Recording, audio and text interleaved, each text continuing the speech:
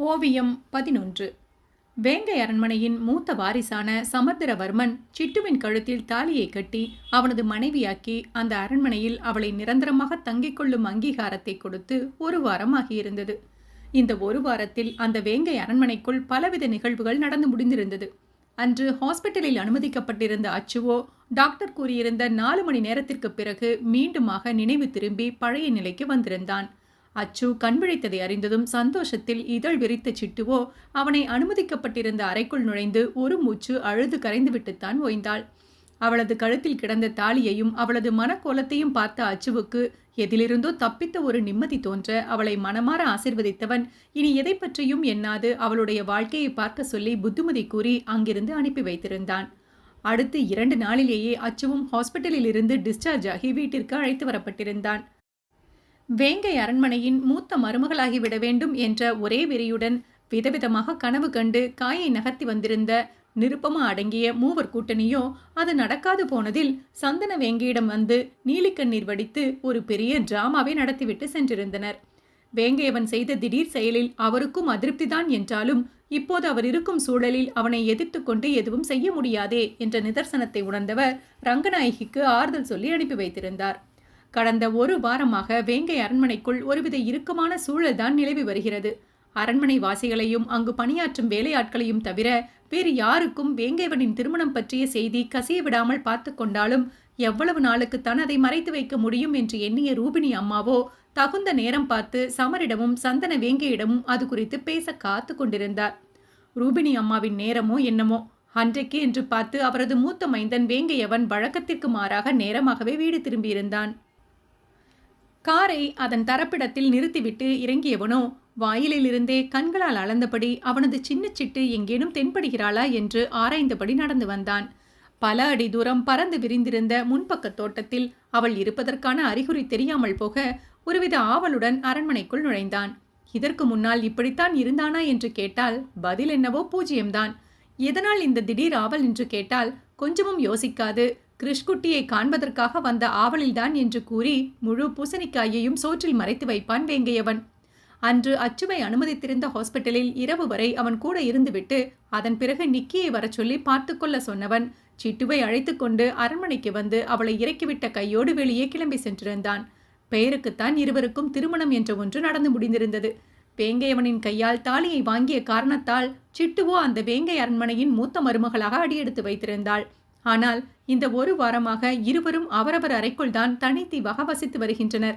வேங்கையவனின் car சத்தத்தை கேட்டாலே போதும், எங்கிருந்தாலும் சிட்டாக பறந்து சென்று அவளது அறைக்குள் முடங்கிக் கொள்பவள் இந்த ஒரு வாரமாக அவன் கண்ணில் படாமல் கண்ணாமூச்சி காட்டி வருகிறாள். ரூபினி அம்மா அதை அவதானித்திருந்தாலும் அவரது மைந்தனே அதற்கான அடுத்த அடியை எடுத்து வைக்கட்டும் என்று எண்ணிக்கொண்டவர் அதை கண்டும் காணாமலும் நடந்து கொண்டார். கோமலா அம்மாவுக்குத்தான் அவர் வளர்த்த பையனான சமருக்கு கல்யாணம் நடந்ததை எண்ணி அவ்வளவு சந்தோஷமாகி போயிருந்தது. எத்தனை நாட்கள் சமரை குறித்த கவலையில் அவரிடம் ரூபினி அம்மா புலம்பி தீர்த்திருப்பார். அத்தனைக்கும் மகுடம் வைப்பது போல எதிர்பாராத விதமாக நடந்திருந்தாலும் அவனது வாழ்க்கையில் நடந்த கசப்பான சம்பவத்திற்கு மருந்தாக கள்ளங்கபடமில்லாத வெள்ளை உள்ளம் கொண்ட சிட்டுதான் அவனுக்கு ஏற்றவள் என்று நிம்மதி கொண்டது அந்த தாயுள்ளம். ஹாலில் உட்கார்ந்து பேப்பர் படித்துக் கொண்டிருந்த ரூபினி அம்மாவை பார்த்தவனின் கண்கள் பல சதுர கிலோமீட்டர் பரப்பளவிலான அந்த அரண்மனை முழுவதையும் நொடியில் பார்வையிட்டு விட்டு வந்துவிட்டது. எங்கு தேடியும் அவன் தேடிய பொருள் கண்ணுக்கு அகப்படாததில் சோர்ந்து போனவனோ மா என்றபடி ரூபினி அம்மாவின் அருகில் அமர அவனை வாஞ்சையாக நோக்கிய ரூபினி அம்மாவோ வா தம்புடு, என்ன இன்னைக்கு சீக்கிரமே வந்துட்ட போலையே என்றார் கனிவு ததும்பும் குரலில். ஆமாம்மா, கொஞ்சம் டயர்டு அதுதான் என்றவனின் கூற்றில் ஏன் தம்புடு, என்ன ஆச்சு, உடம்பு ஏதாவது பண்ணுதா என்ன என்று பதற்றத்துடன் அவனது கன்னம் கழுத்து என்று அவசர அவசரமாக தொட்டு பார்த்து ஆராய்ந்தவரின் தாய்ப்பாசத்தில் அகமகிழ்ந்து போனவனோ சிறு புன்னகையுடன் உடம்புக்கெல்லாம் ஒன்றும் இல்லைம்மா, 2 நாளாக ஹார்பரில் ஒரு பிரச்சனை, அதான் கொஞ்சம் டயர்ட் ஆகிடுச்சு, இப்போ பிரச்சனை சால்வ் ஆயிடுச்சு, ஸோ நோ இஷ்யூ என்றவனின் கண்களோ மீண்டும் ஒரு முறை மாடியில் பதிந்து மீண்டது. தாய் அறியாத சூழ் உண்டோ? அவனது மனதை படித்தவராக கிருஷ்குட்டியும் சிட்டுவும் பின்னாடி தோட்டத்தில் இருக்காங்க தம்புடு. ஒரு வாரமா இந்த சின்ன குட்டி சிட்டுக்கிட்ட போக மாட்டேன்னு ஒரே அடம். சாப்பாடு ஊட்டினா கூட சாப்பிட மாட்டேன்னு கோமலாமாவையே ஊட்ட சொல்லித்தான் சாப்பிடுது. ரொம்ப பிடிவாத அதுக்கு. இந்த ஒரு வாரமா ஏதோ குழப்பத்தில் இருந்ததுனால சிட்டு சின்ன குட்டிய சரியா கவனிக்கல போல. அதுதான் அதுக்கு கோபம் வந்துருச்சு. அப்படியே அச்சு மாதிரியே பிகு பண்ணுது. என்றவரின் கூற்றில் சன்னச் சிரிப்புடன் அதை ஆமோதிப்பதாக தலையசைத்தவனும் ரூபிணி அம்மாவும் ஒரு சேர தோட்டத்து பக்கம் நோக்கி தலையை திருப்பினர் அங்கிருந்து வந்த பாட்டு சத்தத்தில். சின்னஞ்சிறு கிளியே கண்ணம்மா செல்வ களஞ்சியமே, சின்னஞ்சிறு கிளியே கண்ணம்மா செல்வ களஞ்சியமே, என்னை களி தீர்த்தே உலகில் ஏற்றம் புரிய வந்தாய்.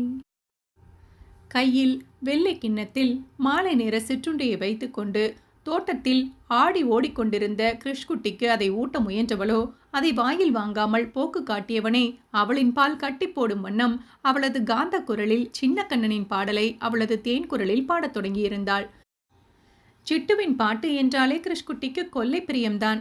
கிருஷ்குட்டியின் அம்மா சிவாவும் நன்றாக பாடுவாள்தான். ஆனால் அவளை விட சிட்டுவுக்குத்தான் குரல் வளம் நன்றாக இருக்கும். அதனால்தான் என்னவோ கிருஷ்குட்டி பிறந்ததிலிருந்து சிட்டுதான் அவனுக்கு தாலாட்டு படித்து தூங்க வைப்பாள்.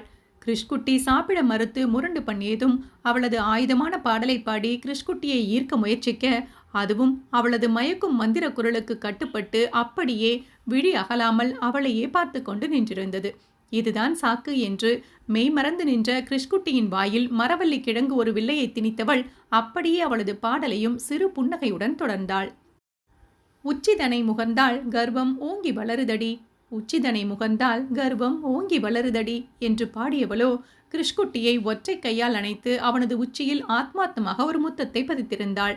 மெச்சி உன்னை ஊரார் புகழ்ந்தால் மீனி சிலிர்க்குதடி, மெச்சி உன்னை ஊரார் புகழ்ந்தால் மீனி சிலிர்க்குதடி, கன்னத்தில் முத்தமிட்டால் உள்ளம்தான் கல்வெறி கொள்ளுதடி என்று பாடியவளோ கோலிக்குண்டு விழிகளை உருட்டி விழித்து அழகாக அபிநயம் பிடித்து கொண்டிருந்தவளை பார்த்தபடி நின்றிருந்த கிருஷ்குட்டியின் ஒப்பிய இரு கன்னத்திலும் மாறி மாறி முத்தம் வைத்து மீண்டாள்.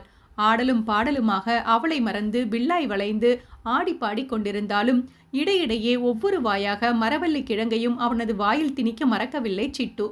உன்னை தழுவிழிலோ கண்ணம்மா உன்மத்தம் ஆகுதடி என்று பாடியவளோ அந்த பிஞ்சு குழந்தையை இறுக அணைத்து கொண்டு அதன் பட்டு போன்ற மென்மையான ஸ்பரிசத்தின் சுகத்தில் ஒரு கணம் மெய் மறந்து நின்று விட்டாள். அதற்குள் கிருஷ்குட்டி அவளது தோலை சுரண்ட, என்னடா கண்ணா, சிட்டுமா குட்டியை டைட்டா பிடிச்சிட்டேனா என்றபடி குட்டி பையனை விளக்கியவளோ இதழ் விரிய அவனது முகம் நோக்கினாள். அப்போதும் கிருஷ்குட்டியின் பார்வை அவளை தாண்டி பின்னால் எங்கேயோ உருள, அங்க யாருடா குட்டி என்ற கேள்வியுடன் தலையை பின்னால் திருப்பியவள் கண்டதோ கைகளை கட்டிக்கொண்டு அவளையே ஊடுருவும் பார்வையால் மென்று விழுங்கிக் கொண்டிருந்த வேங்கையவனைத்தான். வில்லிலிருந்து புறப்பட்ட அம்பாக பட்டென கீழே இருந்து எழுந்து நின்றவளின் உடலோ நடுக்கம் கொள்ள ஆரம்பிக்க, அதற்குள் கிருஷ்குட்டியோ அவளை தாண்டி சமரை நோக்கி ஓட, அவனும் இரு கைகளை நீட்டி கிருஷ்குட்டியை அள்ளி அணைத்து கொண்டவன் குட்டியின் உப்பிய கன்னத்தில் சிட்டுவை பார்த்தபடி அழுத்தமாக ஒரு முத்தத்தை பதித்தான். அவன் மென்று விழுங்கும் பார்வையும் கிழங்கு அப்பிய கிருஷ்குட்டியின் கன்னத்தில் அவன் பதித்து மீண்ட முத்தமும் சிட்டுவின் கன்னத்தை சிவக்கச் செய்ய பட்டண பார்வையை தழைத்து கொண்டவளோ மேலுமாக நடுங்கிய அவளை நிலைநிறுத்தி கொள்ள அழுத்தமாக கால் விரல்களை மண்ணில் ஒன்றி நின்றாள். உள்ள போய் விளையாடுங்க கண்ணா என்று கிருஷ்குட்டியை இறக்கி விட்டுவிட்டு டிக்கியில் ஒரு தட்டு தட்டி உள்ளே அனுப்பி வைத்தவன் அடிமேல் அடி வைத்து சிட்டுவை நோக்கி நகர, அங்கே ஒருத்திக்கோ இதயம் தாளம் தப்பி இசைக்கத் தொடங்கியது. நூல் இடைவெளி மட்டுமே இருவருக்கும் இடையே. அவ்வளவு நெருக்கத்திலும் மங்கையவள் துடிக்கும் செவ்வாய் திறந்து ஒற்றை வார்த்தை கூட பேசவில்லை. எப்போதும் காணும் வெறுப்பான பார்வை மறைந்து இப்போது எதுவோ ஒன்று புதிதாக குடிகொண்டிருந்த வேங்கையவனின் பார்வையை இனம் கண்டு கொள்ள முடியவில்லை என்றாலும் உயிர் வரை ஊடுருவும் அந்த பார்வையில் எதுவோ ஒன்று செய்ததில் அடிவயிற்றில் பட்டாம்பூச்சி படபடத்தாலும் பெண்ணவளோ அவளது மான் விழி கொண்டு அவனை மயக்க முனையவில்லை. கண்களை தாண்டி மயில் தொகையாய் விரிந்திருந்த அவளது கூந்தலில் மையம் கொண்ட அவனது பார்வையை உணர்ந்திருந்தாலும் கார்மேக கூந்தலை வலையாய் பின்னி வேங்கையவனுக்கு பொறி வைக்க நினைக்கவில்லை பெண்ணவள். மயில் தொகையில் பதிந்த ஆணவனின் ஆசையான பார்வை தடுக்கி சற்று கீழிறங்கி சேலை மறைக்காத பால் வண்ண மேல்நிடையில் விழுந்ததை அறிந்து மொத்தமாக சிவந்து நின்றதில் அவசர அவசரமாக சேலையை இழுத்து விட்டு கொண்டவளோ மெல்லிடை என்னும் கொடியடையால் வலிமை பொருந்திய வேங்கையவனை கட்டி இழுக்க ஒருபோதும் நினைக்கவில்லை. புருஷோத்தமனின் வில்லாய் வளைந்த புருவங்கள் இரண்டும் ஆழ்துளை கிணறாய் அடிநெஞ்சில் துளையிட்டு ஆணவனின் சித்தமதனை மொத்தமாய் உறிஞ்சி இருக்க, பெண்ணவளின் வேல் விழியோ தேன் குரலோ எதுவோ ஒன்று அவனது இரும்பு இதயத்தை அசைத்து பார்த்தது என்னவோ உண்மைதான். அவனது சூடான மூச்சுக்காற்று சிட்டுவின் வழுவழுத்த கன்னத்தில் உரசும் நெருக்கத்தில் அவளை நோக்கி குனிந்த வேங்கையவனோ நீ பாடுவேன்னு தெரியும், ஆனா நல்லா ஆடுவேன்னு இப்போதான் தெரியுது. அப்போ என்று கூறி நிறுத்தியவனை விழிகள் உருட்டி பார்த்தவளிடம் வேங்கையவன் ரகசியமாக சொன்ன கூற்றில் விழிகள் தெரித்து விடும் அளவிற்கு அவனை பார்த்து வைத்தாள் வேங்கையவனின் செல்லச்சிட்டு. ஓவியம் 12. தம்புடு, அது அது வந்து என்ன சொல்லணுமோ சொல்ல வந்ததை தயங்காம சொல்லுங்கம்மா. எதுக்கு இப்படி யோசிக்கிறீங்க? இல்லை தம்புடு, ஃபங்க்ஷனுக்கான ட்ரெஸ் எல்லாம் ரெடியாகி வந்திருக்கு. எல்லாரும் அவங்கவுங்களோடத போட்டு பார்த்து செக் பண்ணியாச்சு. உன்னோடதெல்லாம் சிட்டுவோட ரூமில் தான் இருக்குது. அதுதான் நீயும் உன்னோடத ஒருக்கா போட்டு பார்த்து எல்லாம் சரியாக இருக்கான்னு செக் பண்ணிட்டா ஒரு வேலை முடிஞ்சிடும். நீ பாட்டுக்கு வேலை வேலைன்னு ஓடிட்டே இருந்துட்டு அப்புறம் ஃபங்க்ஷன் அன்னைக்கு போட்டு பார்த்து ஃபிட்டிங் சரியில்லாமல் போயிடக்கூடாது பாரு. அதுதான் சொல்கிறேன். மாடி ஏறுவதற்கு முன்பாக வேங்கியவனை நிறுத்தி ரூபினி அம்மா கூறியதை கேட்டவன் அவனது அம்மாவின் மனதை படித்தவனாக முகத்தில் எவ்வித உணர்வுகளையும் காட்டாது சரி என்பதாக தலையசைத்துவிட்டு மாடிப்படி ஏற ரூபினி அம்மாவோ சிறு புன்னகையுடன் அங்கிருந்து நகர்ந்து சென்றார். டக் டக் டக் என அழுத்தமான பாதச்சுவடுகளை வைத்து சிட்டுவின் அறையை நோக்கி முன்னேறியவனோ கையில் இருந்த போனையும் கார் கீயையும் பேண்ட் பாக்கெட்டில் போட்டுக்கொண்டு சிட்டுவின் அறையை மேலும் நெருங்கியவன் ஒரு கணம் தயக்கத்துடன் நின்றுவிட்டான். அவள் அந்த அரண்மனைக்குள் அடியெடுத்து வைத்து கிட்டத்தட்ட 1 மாதத்திற்கு மேல் ஆகிறது. அவனது மனையாளாக பதவி உயர்வு பெற்று 2 வாரங்களை நெருங்கப் போகிறது. இதுவரை இன்னும் ஒரு முறை கூட அவளது அறைக்குள் அடியெடுத்து வைத்ததில்லை. 4 நாட்களுக்கு முன்பாக சிட்டுவின் மந்திர குரலால் ஈர்க்கப்பட்டு ஒருவித ஈர்ப்பு விசையால் அவனையும் அறியாமல் தோட்டத்திலிருந்து அவளின் முன்னால் சென்று நின்றவன் மாயமோகினி அவளின் அருகாமையில் மயங்கி ஏதேதோ பிதற்றிவிட்டு வந்திருந்தான். அன்றைய உணர்விலிருந்து வெளியே வரவே 2 நாட்கள் பிடித்தது ஆனவனுக்கு. அதுவும் இல்லாமல் வேங்கையவன் சின்ன சிட்டுவிடம் இப்போதெல்லாம் அடிக்கடி தடுமாறுவதையும் அவளின் பக்கத்தில் சென்றாலே அவனையும் அறியாமல் விடலை பையன் போல எதையாவது உளறி வைத்துவிட்டு வந்து விடுவதையும் உணர்ந்து கொண்டவனுக்கு அவளது அருகாமையோ பெரும்பாடாகி போனது. அவனது உயரத்திற்கு ஒரு சின்ன பெண்ணிடம் வழியே சென்று பேசுகிறோமே என்று தோன்றினாலும் ஏனோ அது பிடித்து தொலைத்திருந்தது வேங்கையவனுக்கு. அவளாக வழியே வந்து அவனின் முன்னால் ஒருபோதும் நிற்பது கிடையாது. அவனை கண்டாலே அவளது கூட்டுக்குள் சென்று ஒடுங்கிக் கொள்வாள். அவளது அந்த ஆர்ப்பாட்டமில்லாத இயல்புதான் அவனை மேலும் மேலும் அவளின் பால் ஈர்த்தது. ஒருவேளை அவனது மனைவி என்ற உரிமையுடன் அவனுக்கான பணிவிடைகளை செய்து அவனது கண் முன்னால் வளைய வந்து அவனது கவனத்தை ஈர்க்க முயற்சி பண்ணியிருந்தால் அவளை திரும்பி கூட பார்க்காது சென்றிருப்பானோ என்னவோ. அப்படி ஏதும் பிரயத்தனம் பண்ணாது அவள் அவளாக இருப்பதனாலேயே அவளை இன்னும் இன்னும் அதிகமாக நினைக்க தோன்றியது வேங்கையவனுக்கு. ரூபினி அம்மாவிடம் வீராப்பாக சொல்லிவிட்டு வந்துவிட்டான் தான். ஆனால் அவளது அறைக்கதவை தட்டுவதற்கு கையை நீட்டுவதும் எடுப்பதுமாக தடுமாறி நின்றவன் ஒரு பெரிய போராட்டத்திற்கு பிறகு ஒரு வழியாக தைரியத்தை வரவழைத்துக் கொண்டு கதவை தட்டியே விட்டான். எப்பேற்பட்ட வலிமை பொருந்திய ஆனவன்! வேங்கை அரண்மனையில் ஆகட்டும் அல்லது அவன் தொழில் வட்டாரங்களில் ஆகட்டும், வர்மா என்ற அவனது இன்னொரு பெயரை கேட்டாலே அவனது உயரம் கண்டு சற்று மிரண்டுதான் போவார்கள். அதிலும் கடல் பொருட்கள் ஏற்றுமதி சார்ந்த பிசினஸ் உலகில் நம்பர் 1 கொடிகட்டி பரப்பவன் பிசினஸ் ஜாம்பவான்கள் அனைவருக்கும் சிம்ம சொப்பனம்தான். அப்படிப்பட்ட பலம் வாய்ந்த அஞ்சா நெஞ்சன் இப்போது இதயக்கூடி ஏறி இறங்க லேசாக திறந்திருந்த கதவை திருவென பார்த்தபடி நின்றிருப்பதை யாரேனும் கண்டால் சிரித்துவிட்டு போவார்கள். உள்ள வாங்க கோமலாமா என்று அந்த பக்கம் இருந்து கேட்ட குரலில் வந்திருப்பது யார் என்றே தெரியாமல் கதவை திறந்து விட்டிருக்கிறாள் அந்த சின்ன சிட்டு என்று புரிந்து போனது வேங்கையவனுக்கு. அவன் இருக்கும் தளமான முதல் தளத்திற்கு வருவதற்கு மற்ற பணியாளர்களுக்கு யாருக்கும் அனுமதி இல்லை. கோமலா அம்மா தவிர ஒரே ஒரு சமையல் பணிப்பெண் மட்டும்தான். அதுவும் சிட்டுவுக்கு உணவு கொடுப்பதற்காக அந்த தளத்திற்கு வருவாள். அந்த தைரியத்தில்தான், கோமலா அம்மாவாக இருக்கும் என்ற எண்ணத்தில்தான் அவள் கதவை திறந்து விட்டிருக்கிறாள். முதன் முறையாக தனி அறையில் அவளை சந்திக்கப் போகிறான். இப்போது மீண்டும் வழியே சென்று நின்றால் அவனது நிலைப்பாடு என்னவாக இருக்கும் என்று எண்ணியதில் வந்த தயக்கம்தான் வேங்கையவனை ஒரு நிமிடம் யோசிக்க வைத்தது. தாழ்பாலை திறந்துவிட்டு உள்ளே நின்ற சின்ன சிட்டுவோ sky blue and pink colour tussar silk சாரியை பாதி கட்டிய நிலையில் நின்றிருந்தாள். மாராப்பை ஒப்புக்கு போட்டபடி இடுப்பு ஃப்ளீட்ஸை எடுத்துக்கொண்டு முதுகு காட்டி நின்றிருந்தவள் கதவு தாழிடப்படும் சத்தம் கேட்டு திடுக்கிட்டு போய் விசுக்கென திரும்பி பார்க்க அவளது மன்னவன்தான் கதவில் மொத்தத்திற்கும் சாய்ந்து நின்று கைகளை கட்டிக்கொண்டு அவளையே விழியகலாது பார்த்தபடி நின்றிருந்தான். இவங்க எப்படி இங்க? இது என்ன பார்வை? விழிகள் தெரித்து விழும் அளவிற்கு மிரண்டு விழித்தவளின் மண்டைக்குள்ளே இந்த கேள்விதான் வந்து போனது. என் கண்கள் நான் பார்ப்பேன் என்பது போல லஜ்ஜையே இன்றி பார்த்து கொண்டு நின்றிருந்தவனின் ஊடுருவும் பார்வையில் உச்சி முதல் பாதம் வரை உதறல் எடுத்ததில் சொல்லாத இடங்களிலெல்லாம் வேர்க்கத் தொடங்கியது சிட்டுவுக்கு. இப்போதெல்லாம் அடிக்கடி அவன் கண்கள் வெளிப்படுத்தும் இப்படியான பார்வையை எதிர்கொள்ள முடியாமல் தானே அவன் கண்களில் சிக்காது ஆட்டம் ஆடிக்கொண்டிருக்கிறாள் சின்ன சிட்டு. இப்போதும் அவனது மென்று விழுங்கும் பார்வையில் மூச்சுவிடவும் மறந்து கட்டுண்டு நின்றவளின் கரங்களுக்குள் அடங்கியிருந்த புடவை பிளீட்ஸோ அவளையும் அறியாமல் நழுவியிருக்க, அவனது பார்வையில் நடுக்கம் கொண்ட உதடுகளை பற்களால் கடித்து சமன் செய்ய முயன்று தோற்று கொண்டிருந்தாள் சின்ன சிட்டு. இப்போது என்னதான் செய்து தொலைப்பது? தாலி கட்டிய கணவன் உரிமையோடு உள்ளே வந்து நிற்பவனை வா என்று அழைத்து வரவேற்பதா, இல்லை இங்கிருந்து ஓடி மறைந்து மீண்டும் அவனுக்கு கண்ணாமூச்சி ஆட்டம் காட்டுவதா? புரியாமல் கைகளை பிசைந்து கொண்டு தொண்டைக்குழிக்குள் எச்சில் கூட்டி விழுங்கியவளை நோக்கி வேங்கையவன் அடிமேல் அடி வைத்து நகர, அவனது ஒவ்வொரு அடிக்கும் சிட்டுவோ பயத்தில் பின்னோக்கி அடிகளை எடுத்து வைத்தாள்.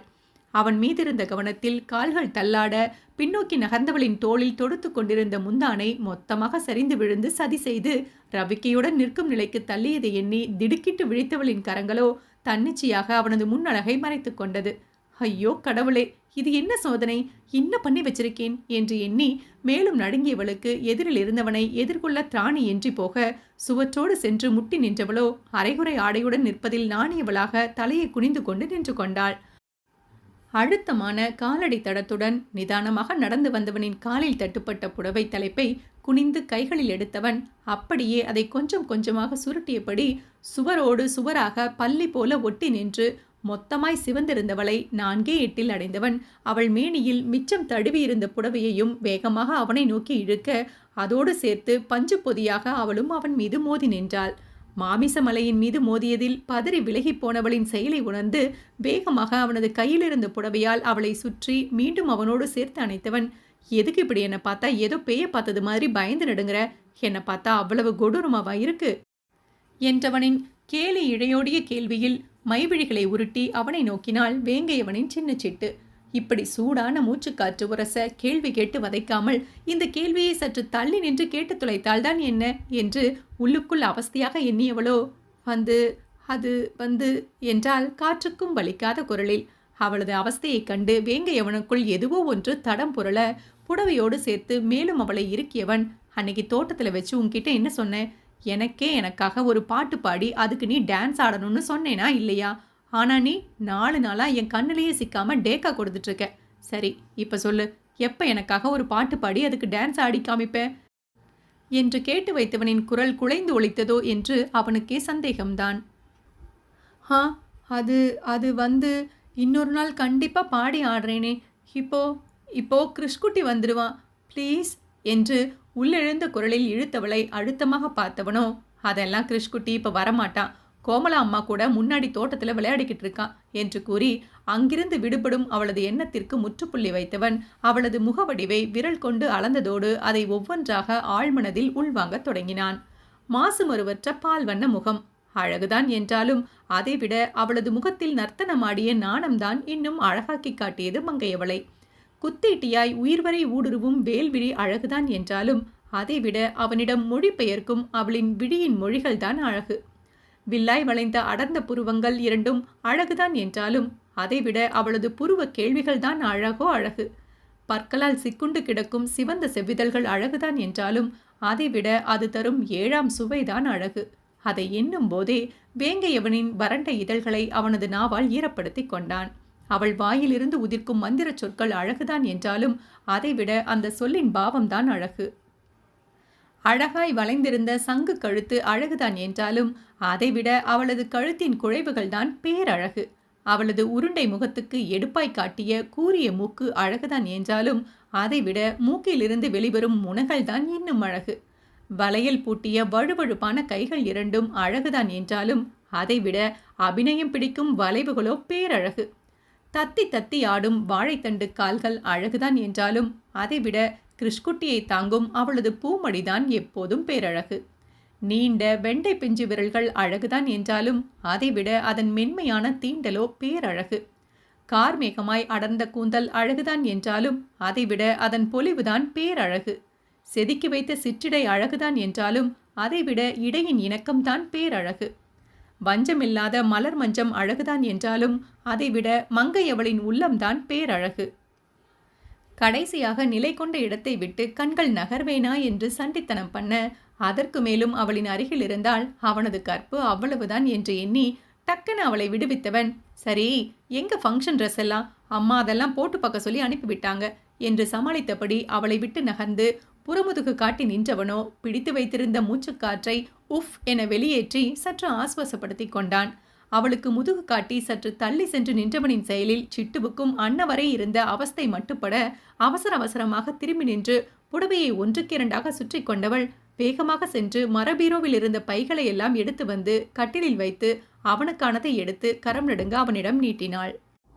எப்போதும் அழகாக நேர்த்தியாக சேலை அணிந்திருப்பவள் இன்று ஏனோதானோவென சுற்றி கொண்டு வந்து நின்றதிலேயே அவளின் நிலைப்பாட்டை உணர்ந்து உதட்டுக்குள் சிரித்து கொண்டவன் அவள் கையில் இருந்த கவரை இயல்பாக வாங்கி அதிலிருந்து அவனுக்கான ஆடையை வெளியே எடுத்து பார்த்தான்.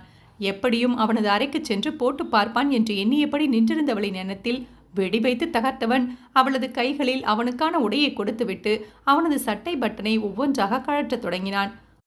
அச்சோ, என்ன பண்றீங்க என்று அவனது செயலை கண்டு அரண்டவளாக அவனிடம் பதறிப்போய் கேட்டு வைக்க அவளை ஒரு மார்க்கமாக பார்த்தவனோ, பார்த்தா எப்படி தெரியுது, சட்டையை கழற்றேண்டி என்றான் நக்கலான குரலில்.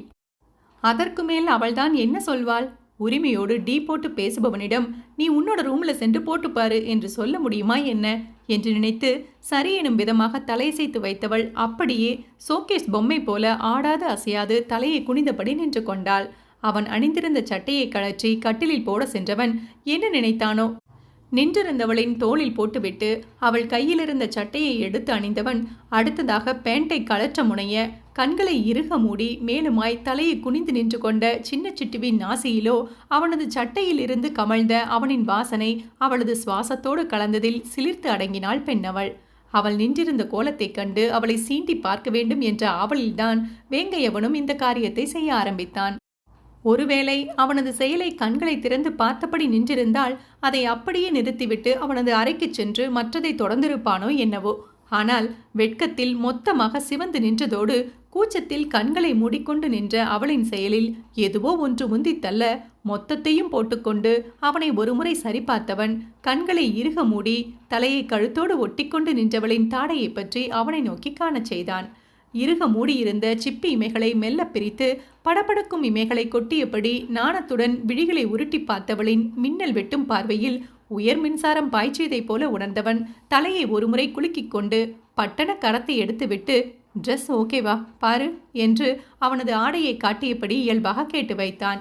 Black pant, white shirt with white coat, அதோடு பிளாக் பவ் என்று அவனுக்கே அளவெடுத்து தைத்த உடையில் ஆண்மையின் இலக்கணமாய் மயக்கும் மாயவனாய் நின்றவனை ஆசை மிளிரும் விழிகளுடன் பார்த்தவளின் கண்களிலே கிறிஷ்குட்டியை ரசிக்கும் பாவனையை கண்டவனின் மனம் கனிந்து போக அவளது வாயிலிருந்து வரும் வார்த்தைக்காக காத்து கொண்டிருப்பதை உணர்ந்து அவளும் அழகா இருக்கு என்றால் செங்காந்தல் இதழ் பிரித்து. அதே நேரம் வேங்கையவனுக்கும் சிட்டுவுக்குமான ரிசப்ஷன் மற்றும் கிறிஷ்குட்டியின் அறிமுக விழா என வேங்கை அரண்மனையில் நாளை நடக்கப் போகும் விழாவுக்காக முதல் நாளே வந்திருந்த மூவர் கூட்டணியிலிருந்து தனியாக வந்த நிருபமாவும் அவளது அம்மா ரங்கநாயகியும் பூனை போல பதுங்கி சத்தமில்லாமல் அச்சுவின் அறைக்குள் ஒரு பெரிய சதித்திட்டத்துடன் நுழைந்தனர். ஓவியம் 13. மழை வரப்போகுதே, துளிகளும் தூறுதே, நனையாமல் என்ன செய்வேன்? மலர்வனம் மூடுதே, மதுரமும் ஊறுதே, தொலையாமல் எங்கே போவேன்? ஓஹோ, முகில் போல மென்பஞ்சாய் மிதக்கின்ற என் நெஞ்சை எதை செய்து மீட்பேன்? எவர் சொல்லி கேட்பேன்? ஓ, கடல் போன்ற கண்ணாலே என்னை வாரிச் சென்றாலே இழந்தேனே இன்று இருந்தாலும் நன்று. அனல் மேலே கொஞ்சம், புனல் மேலே கொஞ்சம், தடுமாறி நிற்கும் என் நெஞ்சம். இதமான பாடல் வரிகள் சூழ்நிலைக்கு தகுந்தவாறு இசையோடு சேர்ந்து ஒலித்துக் கொண்டிருந்தது. இன்னமுமே பிரமிப்பு நீங்காத விழிகளுடன் அந்த பிரம்மாண்ட ரிசப்ஷன் மேடையில் ராஜ கம்பீரத்துடன் நின்றிருந்த வேங்கையவனுக்கு இணையாக அவனது அருகில் பேரழகு பெட்டகமாக மனம் படபடக்க நின்றிருந்தாள் அவனின் சின்ன சிட்டு. வேங்கை அரண்மனைக்கு சொந்தமான பல ஏக்கர் அளவிலான தோட்டத்தில் பிரம்மாண்ட மேடை அமைத்து அதில் ராட்சத மலர் தோரணங்களால் அலங்கரிக்கப்பட்ட பறந்து விரிந்திருந்த அந்த இடம் முழுவதிலும் எங்கு நோக்கினும் கண்களோடு சேர்த்து மனதை பறிக்கும் கலைநயமே. பிரம்மாண்ட அமைப்பிற்கு மேலும் அழகு சேர்க்கும் விதமாக உயர் ரக கற்கள் பதிக்கப்பட்ட மில்க் ஒயிட் லெஹங்காவுடன் அணிந்திருந்த வைர நகைகளுக்கு இணையாக வாய் நிறைந்த புன்னகையோடு ஜொலிஜொலித்துக் கொண்டிருந்தாள் சிட்டு. அவளுக்கு குறைவில்லாத ஒப்பற்ற அழகுடன் ஆண்மையின் இலக்கணமாய் ஆடவரே பிரமிக்கும் பேரழகுடன் மயக்கும் மாயக்கண்ணனாக கம்பீரமாக அந்த மேடையில் அவனது மனையாளுடன் சிரித்து சிரித்து பேசியபடி நின்று கொண்டிருந்தான் சமுத்திரவர்மன். எப்போது அவள் வேங்கை அரண்மனைக்குள் காலடி எடுத்து வைத்தாளோ அப்போதே அந்த அரண்மனையின் மூத்த வாரிசான வேங்கையவனின் பணபலம் பற்றி ஓரளவுக்கு தெரிந்திருந்ததுதான் சிட்டுவுக்கு. ஆனால் அவனுக்கு இருக்கும் மிதமிஞ்சிய செல்வாக்கு, பிசினஸ் உலகில் அவனது அசாத்திய உயரம் என கண்கூடாக கண்டதோடு இதுவரை திரையில் மட்டுமே பார்த்திருந்த பிரபலங்கள் பலரோ நேரில் வந்து வேங்கையவனையும் அவளையும் வாழ்த்துவிட்டு சென்றதில் பிரமிப்பு விலகாமல் விழிகள் விரிய நின்றவளுக்கோ அந்த இடத்திற்குள் அடியெடுத்து வைத்த நொடியிலிருந்து கூஸ்பம்ஸ் என்ற நிலைதான். இதெல்லாம் போதாதென்று மாநிலத்தின் முதலமைச்சர் தொடங்கி அரசியல் பிரபலங்கள் பலரும் தொடர்ந்து வந்த வண்ணம் இருந்ததில் ஒரு கட்டத்தில் உள்ளுக்குள் உதற எடுக்க தொடங்கிவிட்டது சிட்டுவுக்கு. ஒரு நிமிடம் இயல்பாக மூச்சுவிட்டு அவளை ஆசுவாசப்படுத்திக் கொள்ளக்கூட நேரமில்லாது விருந்தினர் கூட்டம் குவிந்த வண்ணம் இருக்க விலை மதிப்பிலான பரிசு பொருட்களை எல்லாம் வாங்கி வாங்கி கொடுத்து கைகள் ஓய்ந்து போனாள் பெண்ணவள். அவ்வளவு ரணகளத்திலும் முத்துப்பற்கள் தெரிய அழகாக புன்னகைத்த வண்ணம் வந்தவர்களை வரவேற்று கம்பீரமாக போஸ் கொடுத்து கொண்டிருந்த வேங்கையவனை கள்ளத்தனமாக கடைக்கண்ணில் அவ்வப்போது பார்த்து ரசித்து கொண்டிருந்தாள் சின்ன சிட்டு. இவங்களுக்கு இப்படியெல்லாம் கூட சிரிக்க தெரியுமா என்ன? சிரிச்சா ரொம்ப அழகா இருக்காங்க, அதுவும் அந்த சிங்கப்பல் செம்மையா இருக்கு அவங்களுக்கு என்று ஏதோ 8வது அதிசயத்தை கண்டவளாக நொடியும் வீணாக்காது வசீகரிக்கும் அவனது புன்னகையை கண்களில் படம் பிடித்து மனதில் பொக்கிஷமாக சேகரித்து கொண்டிருந்தாள் அவனது மனையாள். நேற்றைய தினத்திலிருந்து எத்தனை அதிர்ச்சியைத்தான் அவளும் தாங்குவாள். அவளது அக்கா கணவனான அச்சு மாமாவை சந்தித்து பேசிவிட்டு வரலாம் என்று அவனது அறைக்கு செல்ல கீழே இறங்கி வந்தவள் கண்டதோ முகமிருக அங்கிருந்து வெளியேறிய நிருபமாவையும் ரங்கநாயகியையும் தான். இவங்க எங்க அச்சுமாமா ரூமுக்கு போயிட்டு வராங்க என்று எண்ணியபடி அச்சுவின் அறைக்குள் நுழைந்தவளோ முழுதாக 1 மணி நேரம் கழித்துத்தான் அங்கிருந்து வெளியே வந்தாள். கண்களில் கண்ணீர் மல்க வெளியே வந்தவளுக்கோ அந்த நிமிஷமே அவளது வேங்கையவனை கண்டு அச்சு சொல்லியதெல்லாம் உண்மைதானா என்று கேட்டு தெரிந்து கொள்ள வேண்டும் என்று மனம் பரவாக பறந்தது. அவளது நேரமோ என்னமோ ஹார்பரில் ஏதோ அவசர வேலை என்று சென்றிருந்தவன் இரவு முழுவதும் அரண்மனைக்கு திரும்பி இருக்கவில்லை. காலை எழுந்ததிலிருந்து கண்ணி அவளின் மனது அவளது மன்னவனை ஒருமுறை கண்டுவிட மாட்டோமோ என்று ஏங்கி தவிக்க அவனோ அதையறியாது அவனது வேலையில் மூழ்கி போயிருந்தான். அரண்மனை முழுவதும் உறவினர் கூட்டங்களால் நிரம்பி வழிய தனித்து விடப்பட்ட சிட்டுவின் கண்கள் இரண்டும் அவளது மன்னவன் வரும் வழியையே நொடிக்கொரு முறை ஏக்கமாக பார்த்து வைத்தது. மதிய உணவை முடித்ததும் சிட்டுவை அலங்கரிக்கவென சென்னையிலிருந்து வரவழைக்கப்பட்டிருந்த பிரபல மேக்கப் கலைஞர்களான பெண்கள் கூட்டமோ கீழே இருந்த பிரத்யேகமான பார்லர் அறைக்கு அவளை அழைத்து கொண்டு சென்றனர். சுமார் 3 மணி நேரங்களுக்கு மேலாக அவள் உள்ளுக்குள் கதறுவதையும் பொருட்படுத்தாது அவளை போட்டு பாடாய்படுத்தி எடுத்தவர்கள் அவளது வேங்கையவன் அவளை எப்படி பார்க்க வேண்டும் என்று உத்தரவிட்டு அவர்களையெல்லாம் அனுப்பி வைத்தானோ அவனது எண்ணத்தை பொய்யாக்காமல் அதைவிட பல மடங்கு மேலாக அவளை வானுலக தேவதையாக அலங்கரித்து உட்கார வைத்திருந்தனர். சிட்டுவுக்குத்தான் ஏதோ கவச குண்டலங்களை எல்லாம் எக்ஸ்ட்ராவாக போட்டுக்கொண்டு மூச்சுவிட முடியாமல் திணறுவதைப் போல இருந்து தொலைத்தது. பிறந்ததிலிருந்தே சென்னை வாசியான அவளும் தேவைக்கு மேக்கப் போடுவாள்தான். ஆனால் அதுவெல்லாம் ஒவ்வொரு முறை மேடை ஏறும் போதும் அரங்கேற்றம் பண்ணுவதற்கு தேவையான அளவு ஒப்பனையே. இன்றோ அவளுக்கான ஆடைகளையும் ஆபரணங்களையும் கண்டு அதன் பிரம்மாண்டத்தில் அடிவயிற்றில் பயபந்து ஒன்று உருள ஆரம்பித்து விட்டது அவளுக்கு. ஐயோ பகவானே, இவ்வளோ காஸ்ட்லியான நகைகளா? தங்கத்தை போட்டாவே பயந்து பயந்து நடப்பேன். இதில் வைரமும் வைடூரியமுமா உச்சியிலிருந்து பாதம் வரைக்கும் போட்டுவிட்டா நான் என்ன பண்ணுவேன்? எங்கேயாவது கழண்டு விழுந்தா அப்புறம் ஆயுசுக்கும் இந்த அரண்மனையில் ஆயா வேலை பார்க்க வேண்டியதுதான். இந்த பயமே அந்த ஆபரணங்களை அணிந்திருப்பதில் அவளுக்கு மூச்சடைக்க வைத்தது. அவள் ஃபங்க்ஷன் நடக்கும் இடத்திற்கு கிளம்பி செல்ல வேண்டிய நேரம் வந்துவிட்டதை கோமலம்மா வந்து சொல்ல ஏக்கமாக கடிகாரத்தை ஒருமுறை பார்த்து வைத்தாள் பெண்ணவள். ஆனால் வரவேண்டியவனோ இன்னும் வராமல் கண்ணாமூச்சி ஆட்டம் காட்ட அவள் மட்டும் அந்த காரில் ஏறி வரவேற்பு நடக்கும் இடம் நோக்கி பயணிக்கத் தொடங்கினாள்.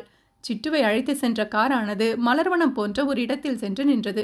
பாதையின் இருமருங்கிலும் கொத்து கொத்தான வெள்ளை மலர்களால் அலங்கரிக்கப்பட்டிருக்க வெண்ணிற பட்டுக்கம்பளம் விரிக்கப்பட்டிருந்த பாதையின் தொடக்க புள்ளியில் இறங்கி நின்றவளுக்கு அங்கிருந்த அலங்காரங்களைக் கண்டு இமைக்குடைகளோ பெரிதாக விரிந்து நின்றது. வாயை பிளந்து கொண்டு மிரள மிரள அதை பார்த்தபடி நின்றிருக்க கூட வந்த ஒப்பனை பெண்களோ கீழே அமர்ந்து அவளது நீண்டிருந்த லெஹங்காவை சரி செய்து கொண்டிருந்தனர். அதே நேரம் அவளது வேங்கியவனின் காரோ மிதமான வேகத்தில் ரதம் போல ஊர்ந்து வந்து நின்றதில் அவளது கண்களோ ஆர்வமுடன் அதையே விழி அகலாது பார்த்திருந்தது. அவளது கண்களை ஏமாற்றாமல் அதிலிருந்து கம்பீரமாக கோட் சூட்டுடன் இறங்கி நின்றவனை பிரத்யேகமாக வரவழைக்கப்பட்டிருந்த கேமராக்கள் கிளுக்கி தள்ளின. விதவிதமான பிளாஷ் வெளிச்சத்தில் அன்றைய விழாவின் நாயகன் நாயகி இருவரையும் கணக்கில்லாத புகைப்படங்களையும் வீடியோக்களையும் எடுத்து தள்ளி கொண்டிருக்க அவனையே கண்கள் மிளிரும் ரசனையுடன் பார்த்து கொண்டிருந்தவளை நோக்கி மயக்கும் புன்னகையுடன் நெருங்கியவன் அவளை நோக்கி கையை நீட்ட அவனுக்கும் குறையாத புன்னகையுடன் அவனது வலிமையான கரத்துடன் மலர் போன்ற அவளது கரத்தை கோர்த்தவளின் உடலோ அதன் வெம்மையில் ஒரு நிமிடம் சிலிர்த்து அடங்கியது.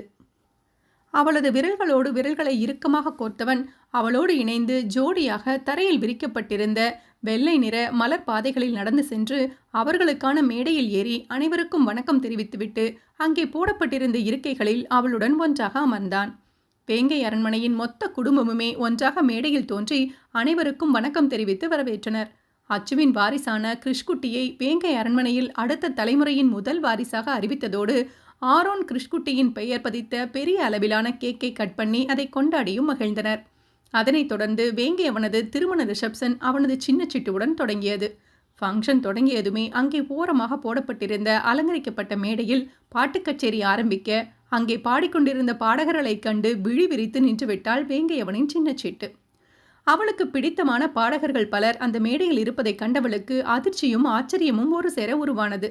அவளது பிளேலிஸ்டில் வரும் விருப்ப பாடல்கள் அனைத்தையும் அவர்களின் தேன் குரலில் அடுத்தடுத்து பாடிக்கொண்டிருப்பதை கேட்டு பரவசம் பொங்க பக்கத்தில் இருப்பவனை திரும்பி நோக்க அவனோ கண்களை சிமிட்டி என்ன எனும் விதமாக புருவத்தை ஏற்றி இறக்க திரையிட்ட கண்ணீருடன் இதழ் விரித்து புன்னகைத்தவளோ ஒண்ணுமில்லை என்று தலையசைத்துவிட்டு அவனது கரத்தை வாலண்டியராக பற்றி கொண்டாள்.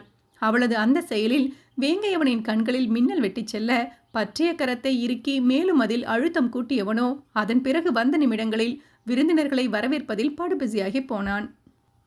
இடையில் கிடைத்த நேரத்தில் அவளை நோக்கி குனிந்தவனோ, நீதான் எனக்காக ஒரு பாட்டு பாடி ஆட மாட்டேன்னு சொல்லி என்னை ஏமாத்திட்டே இருக்க. ஆனா நானெல்லாம் அப்படி இல்லப்பா, என்னோட வைஃபுக்கு என்ன பிடிக்குமோ அதை அப்படியே செய்வேன் என்று அப்பாவை போல சொல்லிய அவளை சீண்டியவனின் செயலில் குங்குமமாய் சிவந்து நின்றவளைக் கண்டு காது மடல்கள் சூடாகி போனான் வேங்கையவன். பல மணி நேரங்களாக நடந்து கொண்டிருந்த வரவேற்பு விழாவில் அதற்கு மேல் முடியாது சோர்ந்து போனவளோ அவனிடம் தனியாக பேசுவதற்கு சந்தர்ப்பம் கிடைக்காதா என்று நொடிக்கொரு முறை அவனையே ஏக்கமான விழிகளுடன் பார்த்து வைத்தபடி ஒருவித அவஸ்தையுடன் நின்றிருந்தாள். அவளது அந்த பார்வையை கண்டு கொண்ட வேங்கையவனோ அவனது பிஏவை அழைத்து எதையோ ரகசியமாக சொன்னவன் அடுத்த சில கணங்களிலேயே அங்கு வந்த பாதுகாவலர்களுடன் அவர்களுக்கென ஒதுக்கப்பட்ட அறைக்குள் சிட்டுவுடன் நுழைந்தான். அங்கு இருவருக்கு மட்டுமாக போடப்பட்டிருந்த அலங்கரிக்கப்பட்ட பிரத்யேக உணவு மேஜையை கண்டு கண்களை விரித்தவள் வேங்கையவன் அவளுக்காக இழுத்து போட்ட இருக்கையில் ஒருவித நாணத்துடன் அமர்ந்தாள். சிட்டு அமர்ந்ததும் சிறு புன்னகையுடன் அவளுக்கு எதிரே போடப்பட்டிருந்த அவனுக்கான இருக்கையில் சென்று அமர்ந்தவன், செல்ஃப் சர்வீஸ் தான், நான் யாரையும் வேண்டான்னு சொல்லிட்டேன், ஸோ நாமளே சர்வ் பண்ணிக்கலாம் என்றவன் பேசியபடியே அவளது பிளேட்டில் பரிமாறத் தொடங்கினான். அச்சோ, என்கிட்ட கொடுங்க, நான் வைக்கிறேன் என்று சிறு பதற்றத்துடன் அவனது கரத்தை பற்றி தடுக்க முயன்றவளின் கையையும் அவளையும் மாறி மாறி அழுத்தமாக நோக்கியவனின் பார்வையில் சிவந்தவள் பார்வையை தழைத்து கொண்டதோடு பட்டண கையை விலக்கிக் கொள்ள ஒரு மந்தகாச புன்னகையுடன் அவளை பார்த்தவனோ தலையை குலுக்கிக் கொண்டு அவனது பிளேட்டிலும் தேவையானதை வைத்து அமைதியாக சாப்பிடத் தொடங்கினான். பிளேட்டில் இருந்த உணவை எடுத்து ஒரு வாய் வைத்தவன், இப்ப தாராளமா சொல்லு, என்கிட்ட எதையோ கேட்கறதுக்கு ஈவினிங்ல இருந்து ட்ரை பண்றேன்னு நினைக்கிறேன். அங்க வச்சு கேட்டா அது ஆப்டா இருக்காது, அதுதான் அப்போ எதையும் கேட்கல. இங்க நம்ம 2 பேர் மட்டும்தான், ஸோ என்ன கேட்கணுமோ தயங்காம கேளு என்று அவளது மனதை படித்ததைப் போல கேட்டவனின் கூற்றில் விழிகளை விரித்து அவனை ஆச்சரியமாக பார்த்தவள் வாய்க்குள் வைத்திருந்த உணவை விழுங்கிவிட்டு அவளது மனதை அழுத்தி கொண்டிருந்த விஷயத்தை குறித்து அவனிடம் கேட்டே விட்டாள். அவள் பேசி முடிக்கும் வரை பொறுமையாக அனைத்தையும் காது கொடுத்து உள்வாங்கியவன் ஒரு டிஷ்யூ பேப்பரை எடுத்து உதட்டை அழுந்த துடைத்து போட்டுவிட்டு கைகளை கட்டிக்கொண்டு அவனது முழு உயரத்திற்கும் நிமிர்ந்து உட்கார்ந்தவன் எதிரில் இருந்தவளை அழுத்தமாக பார்த்து வைத்தான். ஓவியம் 14. முன் சீட்டில் அமர்ந்திருந்த டிரைவர் கோவிலை நோக்கி மிதமான வேகத்தில் காரை செலுத்தி கொண்டிருக்க பின் சீட்டில் சிட்டுவின் மடியில் அமர்ந்திருந்த கிருஷ்குட்டியோ கைகளால் ஸ்டியரிங்கை வளைப்பது போல ஒடித்து வளைத்து வாயில் எச்சில் ஸ்ப்ரே செய்து வண்டியை ஓட்டுவது போல வாயால் சத்தமிட்டு காற்றில் வண்டியை இயக்கிக் கொண்டிருந்தது. ஜான் பிள்ளையானாலும் ஆண் பிள்ளை என்பதை அது வளர வளர ஒவ்வொரு இடத்திலும் இப்படியான செயல்களின் மூலம் நிரூபிப்பதைக் கண்டு கிருஷ்குட்டி வளர்ந்து வருகிறான் என்று நாளுக்கு நாள் அதிகமாக உணர்ந்து கொள்கிறாள் சிட்டு. கிருஷ்குட்டி காரோட்டும் அழகை ரசித்துக் கொண்டிருந்த சிட்டுவை அவ்வப்போது பக்கவாட்டில் திரும்பி பார்த்து பச்சரிசி பற்கள் தெரிய ஒரு வெட்க புன்னகை வேறு கிருஷ்குட்டிக்கு. இந்த ஒற்றை புன்னகைதானே அவள் விழும்போதெல்லாம் அவளை மீண்டு எழச் செய்தது. அடுத்தடுத்து எழ முடியாதபடி அடிமேல் அடி விழுந்த போதும் அத்தனையையும் மறந்து மெய் சிலித்து அடிமையாகி கிடந்தது அதன் மழலை சிரிப்பை கண்டதில்தானே. இத்தனை நாட்களாக இனி அவளது மொத்த வாழ்க்கையும் கிருஷ்குட்டி மட்டும்தான் என்று எண்ணி வாழ்ந்து வந்தவளின் வாழ்க்கையில் வரமாய் வந்தவன் தானே அவளின் வேங்கையவன். அவனை கண்ட நாள் முதல் ஒட்டுமொத்த வெறுப்பையும் கோபத்தையும் டன் கணக்கில் அவனது கண்களில் கண்டும் கூட தைரியமாக அவனை எதிர்கொள்ள முடிந்தவளால் இப்போதெல்லாம் அவனது சிறு புன்னகையை கூட தாங்கிக் கொள்ள முடிவதில்லை. இரக்கமற்ற அரக்கன் அவனுக்கு எங்கே தெரிய போகிறது? அவனது ஒற்றை புன்னகை சிறியவள் அவளின் சின்ன இதயத்தை கொள்ளை கொண்டு போவதை. ஒருமுறை பார்த்தால் அவனது அழகோ படு பயங்கரம், மறுமுறை பார்த்தால் அவனின் பயங்கரமான அழகு. எப்படி பார்த்தாலும் அவளை மலையளவு இம்சித்து தொலைக்கிறான் அவளின் வேங்கையவன். எத்தனை பேர் அடங்கிய கூட்டத்தில் வேங்கையவன் கலந்து நின்றாலும் அவனை தேண்டி கண்டு கொள்வது என்பது அவளுக்கு கடினமல்ல. அவன் எங்கு நகர்ந்து சென்றாலும் அவள் இதயம் அதை சரியாக உணர்ந்து கொள்கிறது. அப்படியென்றால் புதிதாக வந்த இந்த உணர்விற்கு பெயர் என்ன? அவன் அருகில் இல்லாத நேரங்களிலெல்லாம் அவனது நினைவுகளில் உழன்று திரிபவள் யாராவது எதையாவது கேட்டால் சம்பந்தமே இல்லாமல் எதையோ உளறி வைக்கிறாள். அவனை பற்றிய கனவு கண்டு காற்றில் மிதப்பவள் தன்னைப் போல ஏதோ பிதற்றுகிறாள். அவன் அருகில் இருந்தாலோ பனிக்கட்டி போல அப்படியே உறைந்து போகிறாள். அவனது சிரிப்பை கண்டாலோ கூட கொஞ்சம் கரைந்தும் போகிறாள். சிங்கத்தை கண்டு மிரளும் மான்குட்டி எவளோ இப்போதெல்லாம் பயமில்லாது அவனது நெருக்கத்தை விரும்பி ஏற்கிறாள். அன்று அவளது அறையில் வைத்து புடவையோடு சேர்த்து இறுக்கி அணைத்திருந்தானே, காற்றுக்கும் இடைவெளி விடாது மூச்சு முட்ட வைக்கும் அந்த இறுக்கம் திரும்ப கிடைக்காதா என்று ஏங்கி நிற்கிறாள்.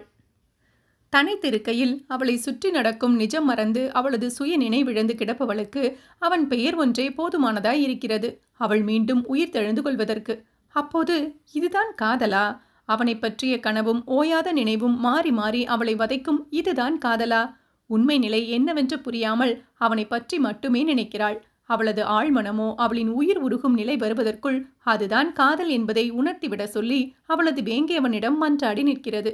எந்த புள்ளியில் அவளின் வேங்கையவன் அவள் மனதில் விதையாய் விழுந்து செடியாய் வேரூன்றி விருட்சமாக வளர்ந்து நிற்கிறான் என்பது அவளுக்கே தெரியவில்லை. அவள் கேட்காத கோபத்தை எல்லாம் கொட்டி தந்தவனிடம் அவனது அன்பை கேட்டு ஏங்கி நிற்கும் நிலைக்கு அப்படி என்ன காரணம் இருக்கப் போகிறது? காதல் என்ற ஒன்றை தவிர இதற்கு பேர்தான் காதலா? ஆழ்மனதில் ஹரிஹரனும் சுஜாதாவும் பின்னணி பாடலை வேறு பாடி தொலைக்கிறார்கள். கூடவே பரத்வாஜ் வேறு அதற்கு இசையும் மீட்டி தொலைக்கிறார். ஒருவேளை வைரமுத்து இவளுக்காகத்தான் அந்த பாடலை அன்றே எழுதி வைத்தாரோ என்னவோ. அதில் வரும் ஒவ்வொரு வரியும் 10 பொருத்தங்களுடன் பக்காவாக பொருந்தி போனது சிட்டுவுக்கு. மீண்டும் மீண்டும் அவள் மனது ஓயாத எழுப்பும் ஒரே கேள்வி, எப்படி இந்த மாற்றம்? பெற்ற அம்மாவையும் அப்பாவையும் குளிக்க சென்ற ஆற்றின் சுழல் நீருக்கு பறிகொடுத்துவிட்டு நின்றபோது அவளது அக்காவும் அக்கா குடும்பமும் மட்டுமே அவளது மொத்த உலகமாகி போயிருந்தது. வாய் திறந்து பாடத் தொடங்கிய நாள் முதல் அவளது இஷ்ட தெய்வமான பிள்ளையாரப்பனை துதித்து பாடாத நாளில்லையே. அவளது பெற்றோரை பறித்து கொண்டது போதாது என்று அவள் கூட அவளுக்கென்று இருக்கும் ஒற்றை ஆறுதலான அவளது அக்கா சிவாத்மிகாவின் உயிரை காப்பாற்றிக் கொடுக்கவில்லையே. அப்படி என்ன அவள் மீது அவள் வணங்கும் தொந்தி கணபதிக்கு கோபமோ? அவளது அக்காவையும் அவரிடம் அழைத்து கொண்டு இந்த உலகில் தனித்து போராடு என்று அவளை மட்டும் நிராயுதபாணியாக விட்டுவிட்டார். அக்காவை பறிகொடுத்த வேதனை ஒரு பக்கம், கோமாவில் கிடக்கும் அக்கா கணவனை காப்பாற்ற முடியாத இயலாமை ஒரு பக்கம் என துடுப்பில்லாத படகாக தத்தளித்தவளின் அவல நிலையை சொல்லில் வடிக்க முடியுமா? ஆனால் பல 100 கிலோமீட்டருக்கு அந்த பக்கம் இருந்து கொண்டு அவளின் துயரை உணர்ந்து கொண்டு நிக்கியை அனுப்பி வைத்தது அவளின் வேங்கையவன்தான் என்பதை அறிந்து கொண்ட நிமிடத்தில் தோன்றிய சொல்லொன்னா உணர்விற்கு பெயர்தான் காதலா? அவளே அறியாமல் அவளுக்கு பின்னால் சதிவலையை பின்னி அச்சுவை திருமணம் செய்து கொள்ள சொல்லி நிர்பந்தத்தை உண்டு பண்ணினார்களே அந்த மூவர் கூட்டணியினர். அப்பா அம்மா அக்கா என அனைவரையும் இழந்து நின்ற பிறகு அவளுக்கு தாயுமானவனாக இருக்கும் ஒருத்தனுக்கு போய் எப்படி தாரமாவது? அதுவுமில்லாமல் அவள் அக்கா வாழ்ந்த வாழ்க்கையை அவள் வாழ்வதா? இந்த நினைப்பே அச்சுவுடனான கல்யாணத்திற்கு நிர்பந்தத்தின் பேரில் சம்மதம் சொல்லிவிட்டு வந்திருந்த போதிலும் அவளை உயிரோடு கொன்று புதைத்தது. இனி ஆயுசுக்கும் இந்த குற்ற உணர்ச்சியோடும் கரையானாய் அரிக்கும் மனப்புழுக்கத்தோடும் வாழ பழகிக்கொள்ள வேண்டியதுதான் என்று அவளது மனதை கொன்று புதைத்துவிட்டு அச்சுவிற்கு கழுத்தை நீட்ட தயாராக இருந்தாளே. ஆனால் அவள் எண்ணியதைப் போலவே அவனும் எண்ணியிருப்பதை அந்த நொடி அவள் அறிந்திருக்கவில்லை. அச்சுவின் வாயிலாக அதையெல்லாம் அறிந்து கொண்ட போது எப்படி உணர்ந்தால் அதையெல்லாம்? அவளது நினைவுகளோ அச்சு அந்த திருமணத்தை குறித்து பேசிய நிமிடங்களுக்கு சென்றது. நிருபமாவும் ரங்கநாயகியும் அச்சுவின் அறையிலிருந்து வெளியேறுவதைக் கண்டதும் குழப்பமாக அவனது அறைக்குள் நுழைந்தவளோ சோஃபாவில் சாய்ந்து கண்களை மூடிய நிலையில் ஓய்ந்து போய் உட்கார்ந்திருப்பவனைக் கண்டு துணுக்குற்று போனாள். 2-3 நாட்களாகத்தான் வீட்டிற்கும் வாசலுக்குமாக யாருடைய உதவியும் இல்லாமல் அவனே நடந்து கொள்கிறான். மீண்டும் பழையபடி மீண்டு வந்து விடுவான் என்று ரூபினி அம்மாவோடு சேர்ந்து அவளும் மகிழ்ந்து போனாளே. இப்போது அவனது சோர்ந்த முகத்தை கண்டவளுக்கு எதுவோ சரியில்லை என்பது புலப்பட அச்சு மாமா என்று பதற்றத்துடன் அழைத்தபடி அவனது அருகே சென்று அமர்ந்தாள். என்னாச்சு மாமா, ஏன் உங்க முகமெல்லாம் ஒரு மாதிரி வாடி போயிருக்கு? உடம்பு ஏதாவது பண்ணுதா என்ன? நான் வேணா உங்க அண்ணாவுக்கு கால் பண்ணி உங்களுக்கு முடியலைங்கிறத சொல்லி டாக்டர்ஸை வர சொல்லட்டா? அதுக்கு தான் இன்னும் கொஞ்ச நாள் அவங்கள இங்கேயே இருக்க சொல்லி உங்க அண்ணா சொன்னது. நீங்க தான் எனக்கு எல்லாம் சரியாயிடுச்சு, இனி டாக்டர் எல்லாம் வேண்டான்னு சொல்லி வம்பா அவங்களையெல்லாம் அனுப்பி விட்டுட்டீங்க என்று வாயோயாமல் புலம்பியவளைக் கண்டு வாஞ்சியாக பார்த்து கொண்டிருந்தான் அவளின் அச்சு மாமா. ஹே சிட்டுமா, ரிலாக்ஸ்டா கொஞ்சம் மூச்சு விட்டுட்டு பேசு. அதெல்லாம் நீ பயப்படுறபடி எனக்கு ஒன்றும் இல்லை. லைட்டா தலைவலி, அவ்வளோதான். அதுவும் இப்போ கொஞ்ச நேரமா தான் என்று சொன்னவனின் கூற்றில் அவன் தலைவலிக்கான காரணத்தை உணர்ந்து கொண்டவள், ஏன் ஆச்சு மாமா, உங்க மனசை கஷ்டப்படுத்துற மாதிரி உங்க அத்தையும் அவங்க பொண்ணும் ஏதாவது சொல்லிட்டு போனாங்களா என்ன? அதுதான் உங்களுக்கு தலைவலிக்குதா என்று தயக்கமாக கேட்டு வைத்தவளை ஆச்சரியமாக பார்த்து வைத்த அச்சுவோ மென்மையாக சிரித்து வைத்தான். பரவாயில்லையே, எங்க சிட்டுமா சின்ன பொண்ணுன்னு நினைச்சிட்டு இருந்தேன். ஆனா வேங்கை அரண்மனைக்குள்ள வந்ததிலிருந்து எங்க வேங்கையவனோட காத்துப்பட்டு எதில் இருக்கிறவங்களை எடை போடுற அளவுக்கு முன்னேறிட்ட போலவே என்று சீண்டியவனை செல்லமாக முறைத்து வைத்தாள் சிட்டுமா. சிட்டுவிடம் பேச வேண்டிய சரியான தருணம் இதுதான். அந்த அரண்மனை பற்றியும் அங்கிருக்கும் விதவிதமான ஜந்துக்கள் பற்றியும் அவனது சார்பில் கொஞ்சமாவது அவளிடம் சொல்லி வைக்க வேண்டும் என்று எண்ணியவன் விளையாட்டை கைவிட்டுவிட்டு அவளிடம் சீரியஸாக பேச தயாரானான். இங்க பாரு சிட்டுமா, உன்கிட்ட நான் கொஞ்சம் பர்சனலா பேசணும் என்று திடீரென்று சீரியஸ் மோடுக்கு மாறி புதிராக பேசியவனை புருவத்தை சுருக்கி பார்த்து வைத்தாள் சிட்டு. அவளது பார்வையை உணர்ந்திருந்தாலும் அவனது மனதில் இருப்பதை முழுவதும் அவளிடம் இன்று கூறிவிட வேண்டும் என்று முடிவு பண்ணியவன் ஒரு நீல பெருமூச்சை வெளியேற்றிவிட்டு விட்டத்தை விரித்தவன், உன்னோட கழுத்துல தொங்கிட்டு இருக்கிற தாலிக்கு சொந்தக்காரனா இந்நேரம் நான் இருந்திருக்கணும் என்றான் பிசிறடிக்காத தெளிவான குரலில். அவனது கூற்றுக்கு சிட்டுவிடமிருந்து எந்தவித பதிலும் வரவில்லை என்றதுமே இந்நேரம் கண்களில் டேமை திறந்து விட்டிருப்பாள் என்பதை ஊகித்தவன் அவளை பார்க்காது அவன் சொல்ல வந்ததை மேலும் தொடர்ந்தான். என் கையால் தாலி வாங்கிக்கிட்டு என்னோட மனைவியா கிருஷ்குட்டிக்கு அம்மாவா இந்நேரம் இந்த வேங்கை அரண்மனைக்குள்ள வலம் வந்துகிட்டு இருக்கணும். ஆனால் நான் கொஞ்சம் ஏமாந்த கணத்துல எங்க அண்ணா அவனுக்காக காத்திருக்கிற பொண்ணை பத்தி கொஞ்சமும் கவலைப்படாம உன்னோட கழுத்துல தாலியை கட்டிட்டாங்க. எப்படியும் உனக்கு இந்த கல்யாணத்துல விருப்பம் இருக்காது. உன்னோட சம்மதம் இல்லாம எங்க அண்ணன் கட்டின தாலியை அறுத்து போட்டுட்டு என்னோட கையாலேயே உனக்கு மறுபடியும் நான் தாலியை கட்டுறேன், சரியா என்று கேட்டு நிறுத்தியவனின் செய்தியில் உச்சக்கட்ட அதிர்ச்சியில் உறைந்து போய் நின்ற சிட்டுவின் கரங்களோ வேங்கையவன் கட்டிய தாலியை இறுக பற்றி கொண்டது. ஓவியம் 15. சிட்டுவின் அதிர்ந்த முகத்தையும் அவளது கண்ணீரையும் கண்டு அவளது மனதை புரிந்து கொண்ட அச்சுவோ சிறு புன்னகையுடன் அவளிடம் தொடர்ந்து பேசத் தொடங்கினான். ஹே சிட்டுமா, இப்படியெல்லாம் பண்ணணும்னு நான் ஐடியா பண்ணலை. கொஞ்ச நேரத்துக்கு முன்னாடி இங்கிருந்து 2 ஐடியா மணிங்க போச்சுல்ல, அதுங்க தான் எனக்கு ஐடியா கொடுத்துச்சுங்க. ரிலாக்ஸ் என்ற அச்சுவின் கூற்றில் கொஞ்சம் அழுகை மட்டுப்பட்டது சிட்டுவுக்கு. இங்கே பாரு சிட்டு, வேங்கை அரண்மனைக்குன்னு சில சட்டத்திட்டங்கள் இருக்கு. அதில் ஒன்று தான் வேங்கை அரண்மனையோட பூஜை அறையில் வச்சு எந்த ஒரு காரியத்தை ஆரம்பித்தாலும் அதை முழுசாக முடிக்காமல் அந்த பூஜை அறையை விட்டு வெளியே வரமாட்டோம். எந்த சூழ்நிலையிலும், இன்னும் சொல்லப்போனால் யாரோட உசிரே போகுதுனாலும் அந்த காரியத்தை வெற்றிகரமாக நடத்தி முடிச்சுட்டு தான் பூஜை அறையை விட்டு வெளியே வருவோம்.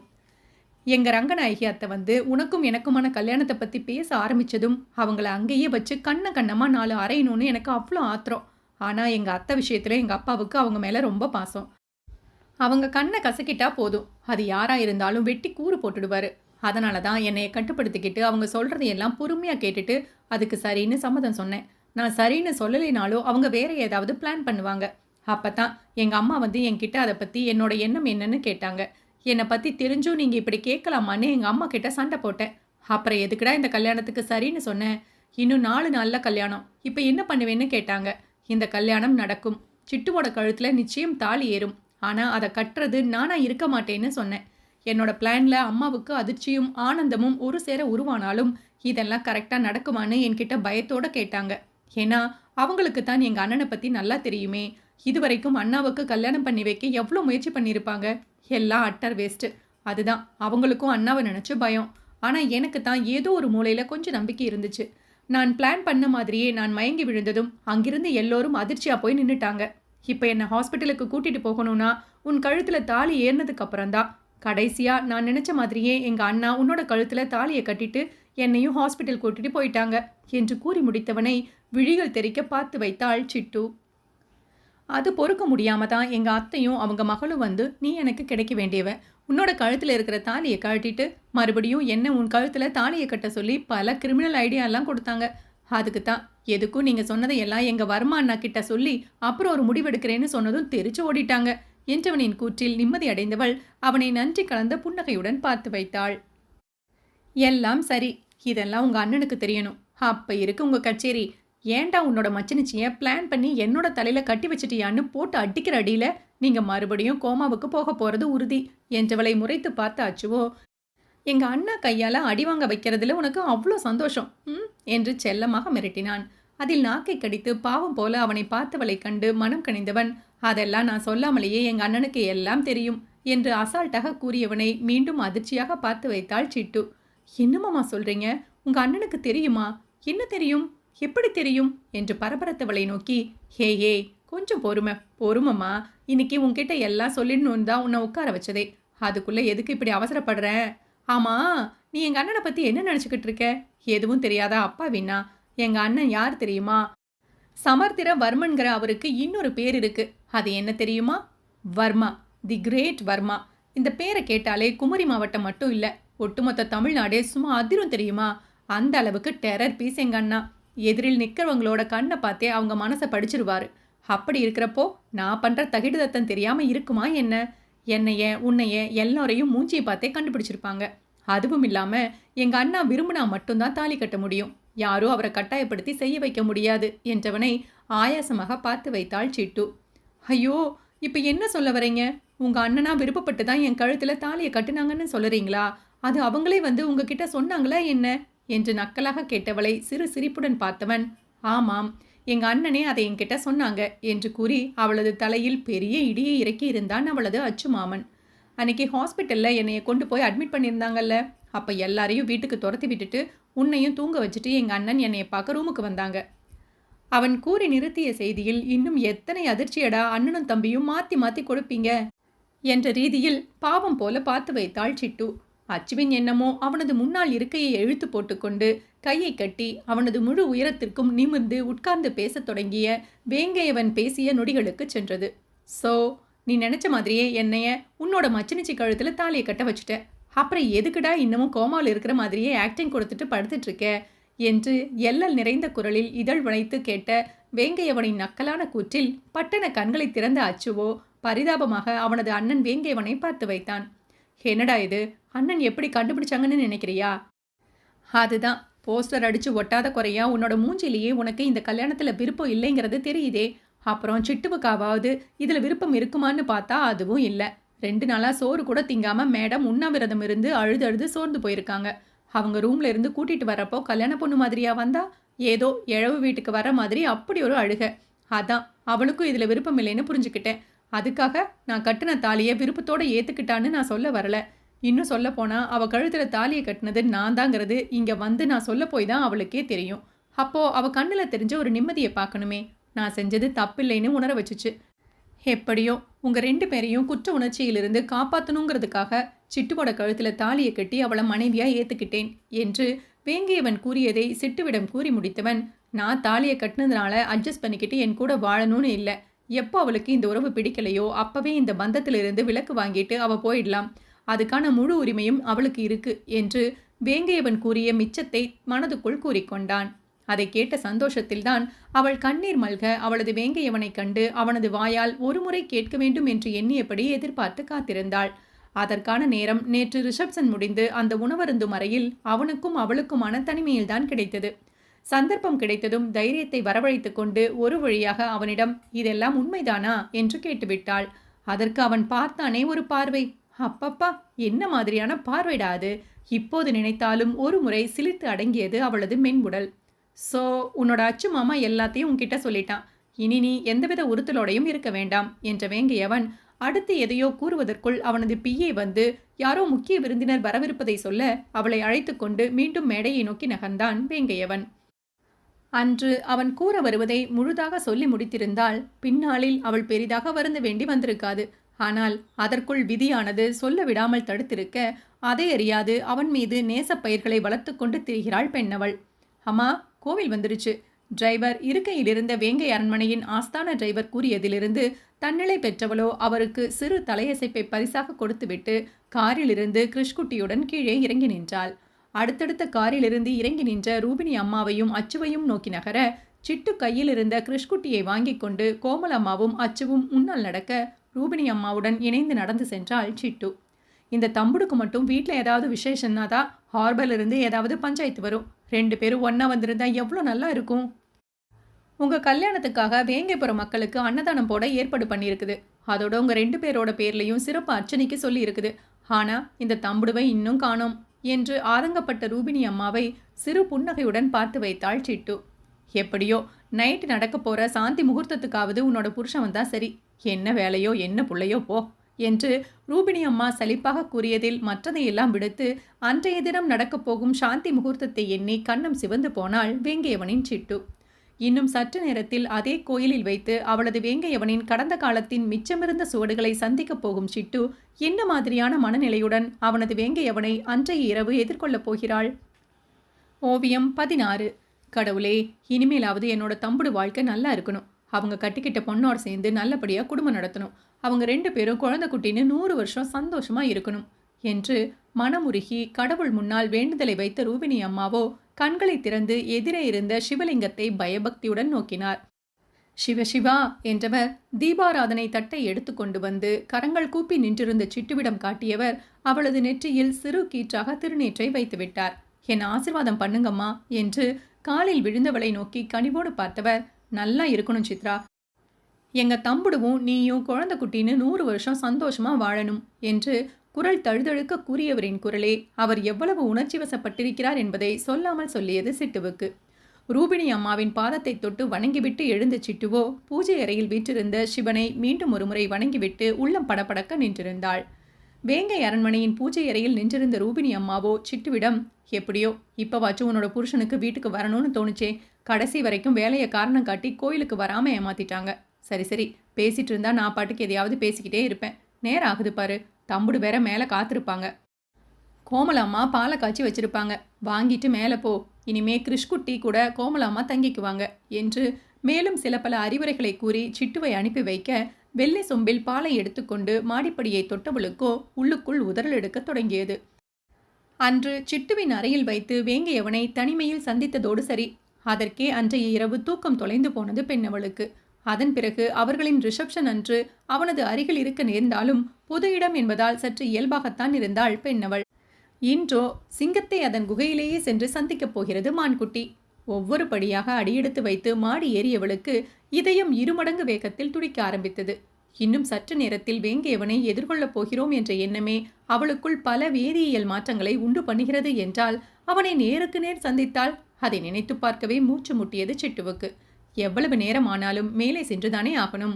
எவ்வளவு மெதுவாக ஏறினாலும் அதன் பாதைக்கு எல்லை ஒன்று வரத்தானே செய்யும். ஒரு வழியாக மாடிப்படிகளை ஏறி வரவேற்பறையை தொட்டவளோ அங்கே கண்ட காட்சியில் அப்படியே வேரூன்றி போய் நின்று விட்டாள். எப்படியும் அவளது வேங்கையவன் அறைக்குள் தான் இருப்பான். வரவேற்பறையில் நின்று கொஞ்சம் ஆஸ்வாசப்படுத்திக் கொள்ளலாம் என்று எண்ணியபடி வந்தவளுக்கு அங்கே நடுநாயகமாக போடப்பட்டிருந்த சோஃபாவில் கால் மேல் கால் போட்டு கம்பீரமாக உட்கார்ந்தபடி மடியில் வைத்திருந்த லேப்டாப்பில் எதையோ தீவிரமாக ஆராய்ந்து கொண்டிருந்தவனை கண்டு கண்ணை கட்டி கொண்டு வந்தது சிட்டுவுக்கு. எவ்வளவு நேரம்தான் அப்படியே நிற்பது? இப்போதைக்கு அவன் தலையை நிமிர்த்தி அவளை பார்க்கும் வழியையே காணோம் என்பதை உணர்ந்து கொண்டவள் ஒரு வழியாக தைரியத்தை வரவழைத்துக் கொண்டு மேலும் சில எட்டுக்கள் வைத்து அவனின் முன்னே சென்று நின்றாள். பாவம், வேங்கையவனுக்கு முன்னால் நின்றிருந்தவளின் அரவம் கேட்கவில்லை போலும். காஞ்சிப்பட்டு தளதளக்க இடைவரை நீண்ட கூந்தலில் தழைய தழைய வைத்திருந்த பிச்சிப்பூவின் வாசமும் அதோடு சேர்த்து அவளது பிரத்யேக வாசமும் வேங்கையவனின் நாசியில் ஏறி அவனை இம்சிக்கவில்லை போலும். கடமையே கண்ணாக முன்னால் இருந்த மடிக்கணினி பெட்டிக்குள் மூழ்கியிருந்த விஸ்வாமித்திரனின் தவத்தை கலைப்பது எப்படி என்று தெரியாமல் மலங்க மலங்க விழித்தபடி நின்றிருந்தவளை அதற்கு மேலும் சோதிக்க விரும்பாது லேசாக விடிகளை உயர்த்தியவனோ புருவத்தை உயர்த்தி எதிரில் இருந்தவளை பார்த்து வைத்தான். அட, நம்ம சிட்டு மேடமா? வாங்க மேடம். எங்கே இந்த பக்கம்? உங்க ரூம் அந்த பக்கம் தானே இருக்கு. மறந்துட்டு இங்க வந்து நிக்கிறீங்கன்னு நினைக்கிறேன் என்று நக்கலாக கூறியவனின் கூற்றில் புசு புசுவென கோபம் பொத்து கொண்டு வர, ஆமாம், என்னோட ரூமுக்கு போக வழி தெரியாமல் மறந்துட்டு தான் இங்கே வந்து நிற்கிறேன். ஞாபகப்படுத்தி கொடுத்ததுக்கு ரொம்ப தேங்க்ஸ்.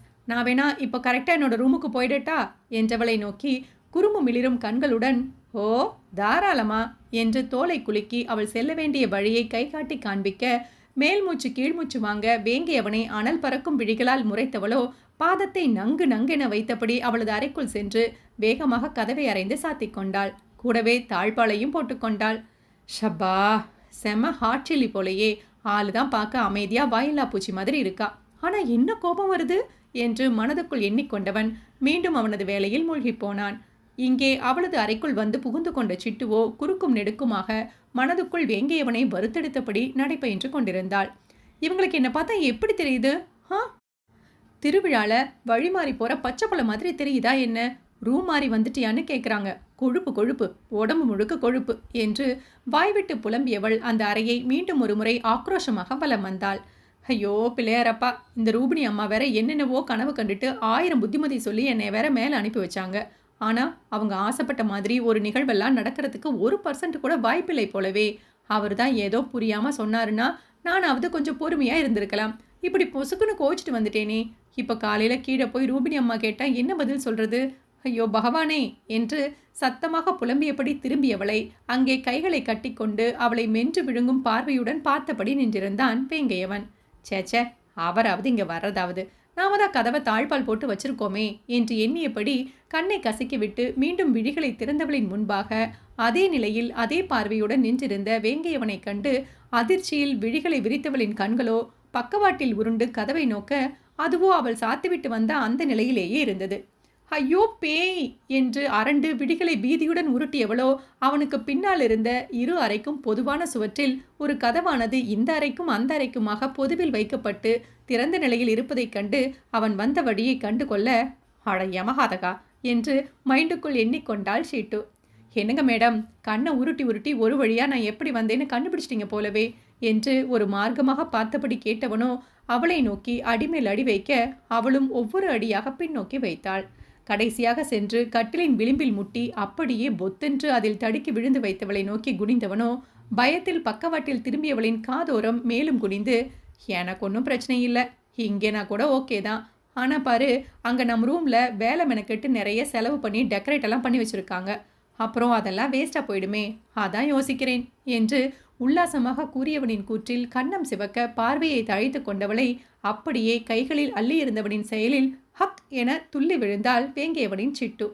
கண்களை இறுக மூடி வேங்கையவனின் சட்டையை இறுக பற்றியபடி அவனது கைக்குள் வாகாக அடங்கி போய் கிடந்தவளை அப்படியே அடுத்திருந்த அவனது அறைக்குள் அள்ளி சென்றவன் பலவித வண்ண மலர்களால் அலங்கரிக்கப்பட்டிருந்த மலர் மஞ்சத்தில் அவளை மென்மையாக கிடத்தினான்.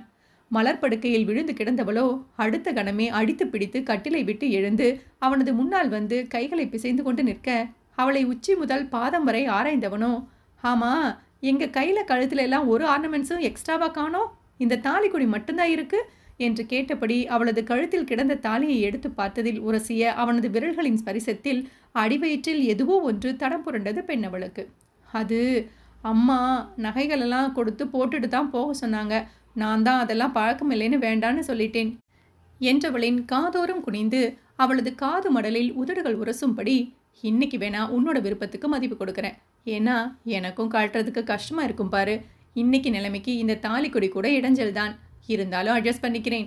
ஆனால் இந்த வர்மாக்குன்னு ஒரு ஸ்டேட்டஸ் இருக்குது, அதுக்கு தகுந்த மாதிரி தான் இனி உன்னோட ட்ரெஸ்ஸிங் சென்ஸ் எல்லாம் இருக்கணும், சரியா என்றவனின் வார்த்தைகளோ காதோரம் தொடங்கி நெற்றி கண் மூக்கு கன்னம் எல்லாம் தாண்டி உதட்டின் பக்கவாட்டில் முடிய உதடு துடிக்க நின்றவளுக்கோ அவன் சொல்லிய செய்தியெல்லாம் எங்கே விளங்கியது? அவனது உதடுகள் பயணிக்கும் பாதையிலேயே அவளது மொத்த கவனமும் பயணித்துக் கொண்டிருந்தது. நீண்ட நேரமாக ஒரே இடத்தில் மையம் கொண்டிருந்த அவனது உதட்டின் ஸ்பரிசத்தில் என்னாச்சு என்று பட்டண கண்களை திறந்தவளின் கண்களோடு கண்கள் கலக்க விட்டவனோ படபடக்கும் அவளது சிப்பி இமைகளை பார்த்தபடியே அதிரடியாக அவளது அதரங்களை சிறையெடுத்திருந்தான். காலையில் கோவிலில் வைத்து ரூபினி அம்மாவிடம் ஒரு நடுத்தர வயது அம்மாவும் ஒரு இளம் வயது பெண்ணும் பயந்து பயந்து பேசிக் கொண்டிருந்ததையும் கவலை தோய்ந்த முகத்துடன் கண்கள் கலங்க ரூபினி அம்மா எதையோ சொல்ல அதற்கு அந்த அம்மா கதறி கதறி கண்ணீர் விட்டதையும் உடனே கூட இருந்த அந்த இளம்பெண் அந்த அம்மாவை தேற்றியதையும் குறித்து ஞாபகமாக வேங்கையவனிடம் கேட்க வேண்டும் என்று எண்ணிக்கொண்டு வந்தவளோ அவனது அதிரடி செயலில் அனைத்தையும் மறந்து அவன் ஒற்றை முத்தத்தில் பாகாய் உருகி கரைய ஆரம்பித்தாள். சொன்னால் சொன்ன சொல்லில் நிற்பவன்தான் வேங்கையவன்.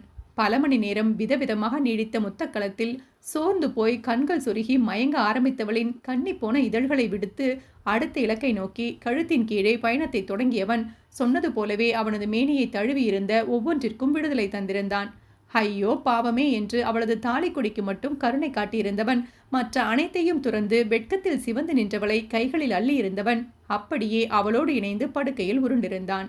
மனம் நிறைந்த காதலுடன் மன்னவன் அவனோடு பெண்ணவள் மஞ்சத்தில் கலந்திருக்க கட்டிய தாலிக்காக கட்டிலில் அவளுடன் சங்கமித்திருந்தான் வேங்கையவன். 3 முடிச்சிட்ட உரிமையில் முழு ஜாமம் வரையிலும் கைவளைவில் கண்கள் சொருகி கிடந்தவளை பாகம் பாகமாய் பிரித்து ரசித்து பூரித்து போனவனின் ஊடல் பிணைப்பில் கிறக்கம் கொண்டு இணக்கம் கண்டு சோர்ந்தவளின் உடலோ போர்வை அமைப்பு சரியில்லை என்று புறந்தள்ளி வேங்கையவனே அவளுக்கு போர்வையாக்கிக் கொண்டு துயில் கொள்ள ஆரம்பித்தது. கட்டிய மஞ்சள் தாலிக்கு மதிப்பு கொடுத்து மஞ்சத்தில் கலந்தவனின் மனதில் பெண்ணவள் இன்னும் அடியெடுத்து வைக்கவில்லை என்ற உண்மை தெரிய வரும்போது சிட்டுவின் காதல் கொண்ட இதயம் என்னவாகும்? காலம்தான் பதில் சொல்ல வேண்டும். ஓவியம் 17. ரசிப்பதற்கு ஏதோ ஒன்று தினமும் கிடைத்து கொண்டிருக்கும் வரை வாழ்க்கை மிக அழகானதுதான். அப்பா, அம்மா, அக்கா மற்றும் அவள் நினைவு தெரிந்த நாளிலிருந்து அவர்கள்தான் அவளது உலகம். அவர்களை சுற்றி மட்டும்தான் அவளது சந்தோஷம். காலங்கள் பல உருண்டோட அந்த சிறு கூட்டுக்குள் ஒருவனாக அச்சு இணைந்து கொள்ள அவனுக்கும் சிவாவுக்கும் இடையேயான காதலால் உருவான ஒரு புது உயிர்தான் கிருஷ்குட்டி. அந்த சிறு குடும்பத்தோட உயிர்ப்பு என்று கூட சொல்லலாம். தேன்கூட்டில் கல்லை விட்டெறிந்தால் தெரித்து சிதறிவிடும் தேனீக்கள் போல சிட்டுவின் குடும்பம் என்ற தேன்கூட்டின் மீது யமன் பாசக்கயிற்றை வீசியிருந்ததில் ஒவ்வொருவரையாக பலி கொடுத்தவள் கடைசியில் கிருஷ்குட்டியையும் அச்சுவையையும் மட்டும் பற்றுகோளாக கொண்டு நின்றாள். இனி அவளது வாழ்க்கை எதை நோக்கி இழுத்துச் செல்லப் போகிறது என்று தெரியாமல் கிடைத்த துடுப்பை பற்றி கொண்டு வேங்கை அரண்மனையில் தஞ்சமடைந்தவளின் ஒட்டுமொத்த இழப்பையும் ஈடு செய்யும் விதமாக கடவுள் அவளுக்காக அனுப்பி வைத்த தேவதூதன்தான் அவளின் வேங்கையவன் என்பதை அவன் கையால் தாலி வாங்கி கொண்ட நாளில் எண்ணியவள் அதே மகிழ்ச்சியோடு அந்த அரண்மனையில் வலம் வந்தாள். ஒவ்வொரு நாளும் ஒவ்வொரு நிமிடமும் ஒவ்வொரு நொடியும் அவளது வேங்கையவனை அணு அணுவாக ரசித்துக் கொண்டிருப்பதாலோ என்னவோ சிட்டுவின் வாழ்க்கை இன்னும் அழகாய் மாறி போயிருந்தது. முதலிரவு முடிந்த கையோடு அடுத்த 2 நாட்களிலேயே சிட்டுவுடன் தேனிலவு கொண்டாடுவதற்கு இத்தாலிக்கு பறந்திருந்தான் வேங்கையவன். குமரி மாவட்டத்தின் மகுடம் சூடா பிசினஸ் சக்கரவர்த்தி. அவனது ஒவ்வொரு அசைவும் ஊடகங்களுக்கும் பேசும் பொருளே. வேங்கை குரூப் ஆஃப் கம்பெனியின் நிர்வாக இயக்குனர் தி கிரேட் வர்மாவின் திருமணம் ரகசியமாக நடந்து முடிந்திருந்த சூழலிலும் பிரம்மாண்ட வரவேற்பை நடத்தி பத்திரிகைகளுக்கும் சமூக ஊடகங்களுக்கும் ஹாட் ஆஃப் தி டாபிக்காக மாறியிருந்தவனின் அடுத்த கட்ட பேசும் பொருள் வேங்கையவனின் ஹனிமூன் பிளேஸ் எது என்பதாகத்தானே இருக்கும். அதற்காகத்தான் அவனும் சிட்டுவை இத்தாலியில் உள்ள சிசிலிக்கு கடத்தியிருந்தான். பாவம், காதல் மயக்கத்தில் அவன் மீது மொத்தமாக பித்தேறி சுற்றி கொண்டிருந்தவளுக்கோ அவள் மீது கொண்ட அன்பினால்தான் அவளுடன் தனிமையை விரும்பி தேனிலவு அழைத்து வந்திருக்கிறான் என்று பூரித்து போனாள் பெண்ணவள். வெறும் ஸ்டேட்டஸுக்காக இத்தாலியில் 2 வாரம் தேனிலவு என்று அழைத்து கொண்டு வந்தவன் மனமோ அவளை விட்டு இம்மி அளவும் பிரிந்திருக்கவில்லை. சிட்டுவின் அருகாமையில் அவளின் பால் மயங்கும் வேங்கையவனின் மனதை அடக்கும் வழியறியாத ஆணவனோ அவளின் கழுத்தில் கட்டிய தாலிக்காக மட்டும்தான் அவள் மீதான தேடலும் நாடலும் என்று ஒவ்வொரு நொடியும் அவனை தேற்றியபடியே அவளுடன் மஞ்சத்தில் விழுபவன் கருமையிட்ட கண்ணழகி அவளின் மோக மந்திரத்தால் கட்டுண்டு கணக்கில்லாமல் கலவியல் பாடத்தை படித்து முடித்ததும் படுக்கையை விட்டு எழவே மனமில்லாமல் அவளுள் மேலும் புதைந்து கிடப்பதுதான் கொடுமையிலும் கொடுமை. சமுதாயத்தில் தான் ஒரு முழுமையான ஆண் என்ற அங்கீகாரத்தை பெற வேண்டுமானால் எண்ணி 10வது மாதத்தில் அவளை தாய்மை அடைய வைக்க வேண்டும். அதற்காக மட்டும்தான் அவளுடனான கூடல் பொழுதுகள் எல்லாம். இப்படி எண்ணியே அவளை நிதமும் நாடுபவனோ சாயம் பூசாத செவ்விதழ் உதட்டழகி செய்யும் மூடு மந்திரத்தால் மூர்ச்சையாகி போய் கட்டிலில் அவளுடன் சல்லாபித்து கிடப்பவனோ சிட்டுவின் அடிமையாய் அடங்கி கிடப்பதுதான் அந்தோ பரிதாபம். கண்ணிமைக்கும் நொடிக்குள் 2 வார தேனிலவு முடிந்திருக்க அதிகபட்சமாக அவள் சுற்றி பார்த்த இடங்கள் என்று பார்த்தால் அவர்கள் தங்கியிருந்த பெல்மேன் கிராண்ட் ஹோட்டலின் டீலக்ஸ் ஜூனியர் சூட் தேனிலவு அறையை மட்டுமே. ஆனாலும் அதன் ஒவ்வொரு இடங்களும் சொல்லும் இருவரும் கூடிக்கழித்த நினைவுகளை. அலங்கரிக்கப்பட்ட பஞ்சுமெத்தை மட்டுமல்லாது கலைநயமிக்க சோஃபாக்கள், பிரம்மாண்ட குளியலறை, பிரத்யேக தனி நீச்சல் குளம் என்று ஒன்று விடாது கதற கதற மன்மத ஆட்டத்தை அரங்கேற்றியிருந்ததில் அவை அனைத்தும் காதல் சின்னமாகி போயிருந்தது சிட்டுவுக்கு. அப்படித்தான் இத்தாலி வந்த 2வது நாள் காலையில் வேங்கையவன் அசதியில் தூங்கிக் கொண்டிருக்கிறானே, சரி குளித்துவிட்டு வருவோம் என்று எண்ணி அவனது அணைப்பிலிருந்து மெல்ல விலகி சிட்டு பாத்ரூமுக்குள் நுழைந்து சிறிது நேரம்தான் இருக்கும். அதற்குள்ளாக தூக்கம் கலைந்து, ஹே சிட்டு, எவ்வளோ நேரமாகுது உள்ள போய், இன்னும் என்னடி பண்ற, ரொம்ப நேரம் தண்ணியில் நின்று சளி பிடிக்க வச்சுக்காத என்று ஒரு வேகத்தில் கத்திவிட்டான். கீழே விழுந்தாலும் மீசையில் மண்ணொட்டலை எனும் விதமாக, அப்புறம் சளி பிடிச்சு காய்ச்சல் விழுந்துட்டா தேனிலவு வேஸ்ட் ஆகிடும்ல, அதுக்கு தான் இந்த அக்கறையெல்லாம் என்று அவனை சமாதானப்படுத்தி கொண்டான். அப்பவும் அவள் வெளியே வரவில்லை என்றதும் எப்படியோ போகட்டும் என்று விடாமல், இன்னும் இவ என்ன பண்ணறா என்ற யோசனையுடன் எழுந்தவன் பெயருக்காக கூட கீழே சிதறி கிறந்த ஒன்றையும் எடுத்து அணியாது அப்படியே எழுந்து ஆடையில்லா ஆதாமாக பாத்ரூமை நோக்கி நடந்தான். தாள் போடா கதவை பலம் கொண்ட மட்டும் வேகமாய் தள்ள அந்த பக்கம் தடுமாறி விழப்போனவளை தாங்கிக் கொள்கிறேன் பேர்வழி என்று பாய்ந்து சென்று பிடித்திருந்தவன் பார்வையோ ஆதிகால ஏவாளாக பனியில் நனைந்த புத்தம் புது ரோஜாவாக நீர் சொட்ட சொட்ட விடவிடத்த உடம்புடன் உதடு துடிக்க கைவளைவில் கிடந்தவளின் மீது வேட்கையாக படர்ந்தது. நாணத்தில் படபடத்த அலைப்பாயும் கண்களில் தொடங்கி அவனது பார்வையை மொத்தமாக மேயவிட்டவனோ முகத்தை கடந்து கழுத்தில் இறங்க, என்னடி இது இப்படி சிவந்திருக்கு என்றான். இடப்பக்க நெஞ்சோரம் கன்றி சிவந்திருந்த பத்தடத்தை தடவியபடியே. வேங்கையவனின் கேள்வியில் அவனை மூக்கை சுருக்கி முறைத்து வைத்தவளோ, ஐயா நேத்து நைட் இருந்த மூட்ல நல்லா நறுக்குன்னு கடிச்சு வச்சுட்டு இப்ப என்கிட்டயே கேளுங்க என்று செல்லமாக குறைப்பட்டு கொண்டவளோ பாவமாக பார்த்து வைத்தவனின் பார்வை புரிந்தவளாக, சரி விடுங்க, இது நாம ஒன்னா கலந்ததுக்கான அடையாளம் என்று கண்ணை சிமிட்டியதில் வேங்கையவனின் தூங்கிக் கொண்டிருந்த ஆண்மையோ மீண்டும் சிலித்தழ, காலங்காத்தாலேயே ஆரம்பிக்க வைக்கிறேடி உன்ன என்றவனோ அவளது இதழ் அடையாளத்தை புதுப்பிக்க தொடங்கி சிறிது நேரத்தில் அந்த குளியல் அறையே நாணி சிவக்கும் வண்ணம் கொட்டும் நீரில் மற்றொரு மோக கணத்தை நடத்தி முடித்துவிட்டே ஓய்ந்தான். இப்படியாக ஒவ்வொரு கணமும் திளைக்க திளைக்க தேனிலவை கொண்டாடிய இரு உள்ளங்கள் 2 வாரம் கழித்து மீண்டும் வேங்கைப்புறம் வந்து சேர்ந்திருந்தனர்.